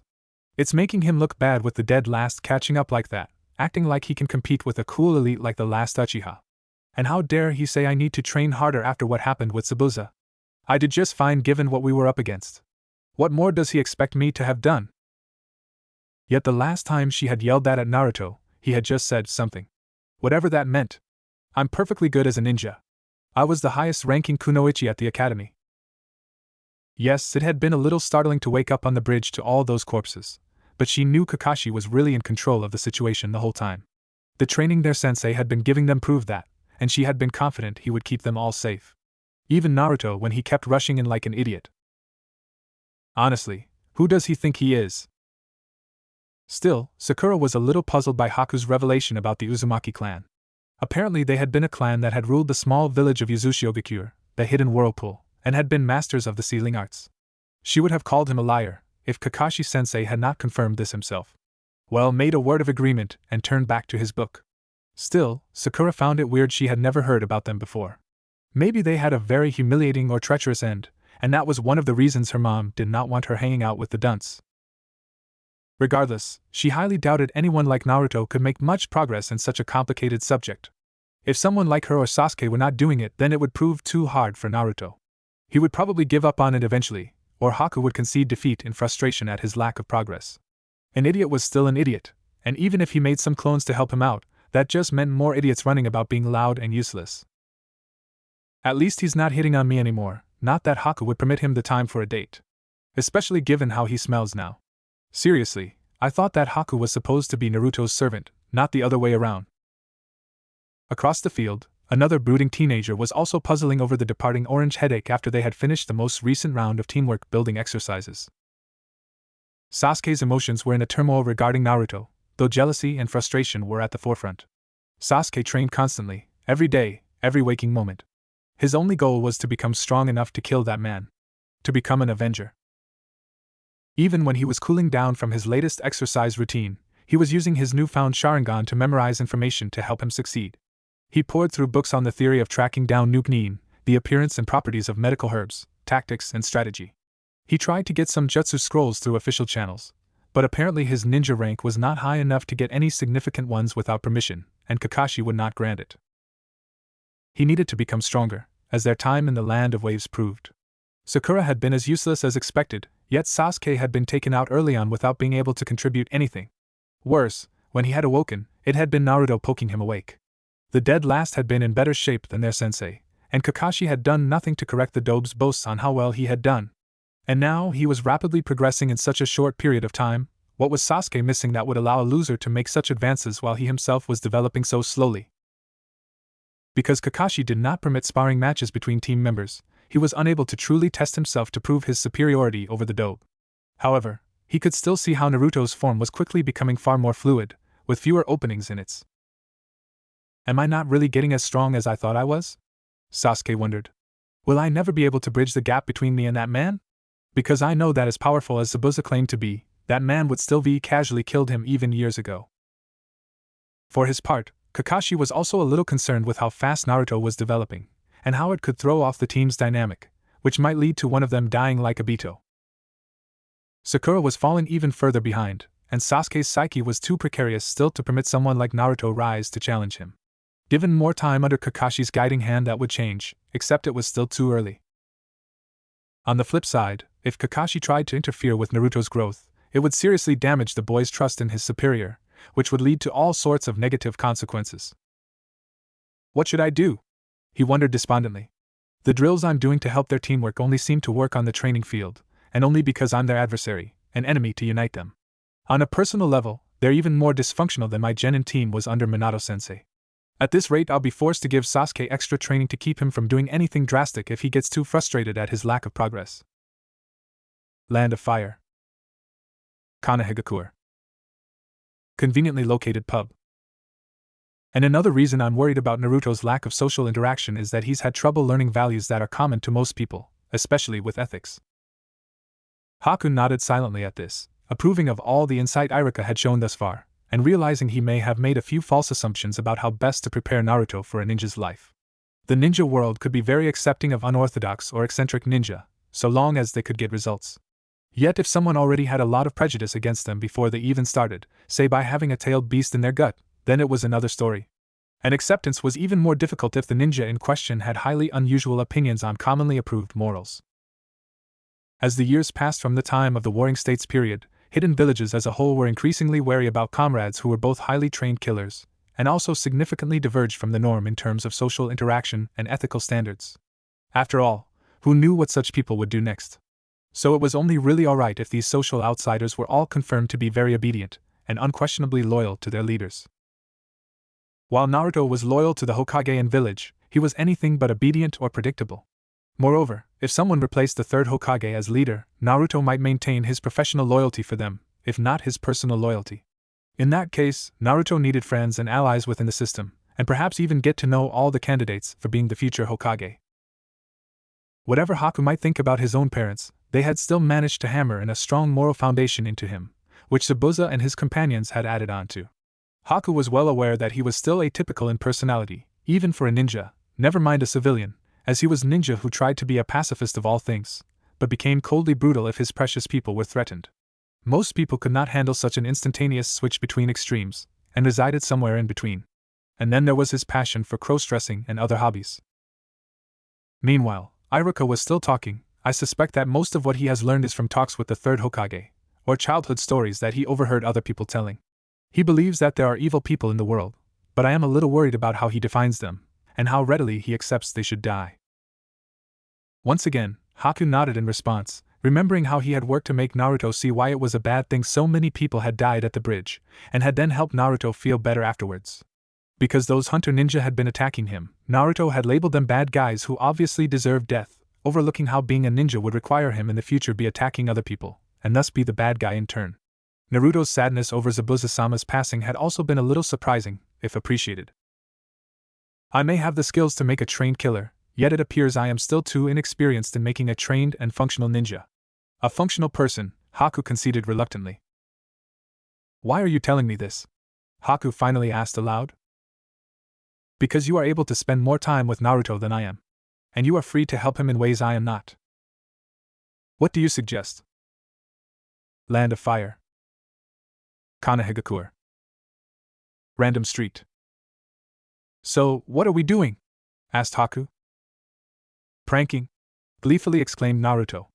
I'm thinking of turning this one Market Street bright pink. Oh, and cover the pavement in a massive puddle of, green paint. This was exactly the sort of behavior that Iruka had warned Haku about. Naruto, he warned. You're a genin now. A legal adult. If you get caught, there will be serious consequences. I know that. That's why I'm not doing it with Orange. We just won't get caught. Unlikely, Haku knew. He tried a different track. That kind of behavior will make it harder for you to become Hokage. Huh?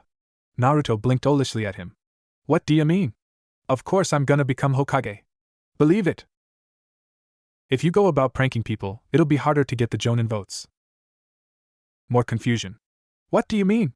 To be Hokage you just gotta be awesome. Taken aback, the pretty boy could only stare. Does he know? He cut himself off. Of course Naruto would be oblivious to the actual requirements to become Hokage. Or Kage in general. He had just assumed that his friend would have put a little more forethought into his dream. Although, it's possible he never looked because he was afraid of what he'd find. In Konoha, he slowly said, you need to be nominated by the Fire Daimyo, and then ratified by a majority vote of the Jonin Council. Or chosen by the previous Hokage, and still pass the vote. If you go about upsetting people, then it will be even harder. Sullenly Naruto glared at Haku, angry at his friend for arguing with him, and failing to believe he could become Hokage still. Even if he kept up the pranks. I can and I will. Believe it. Just watch. With a huff, he took off. Sighing, Haku followed from the shadows. Stealth was one of his specialties, and he would intervene when needed. Later. Totally and utterly speechless,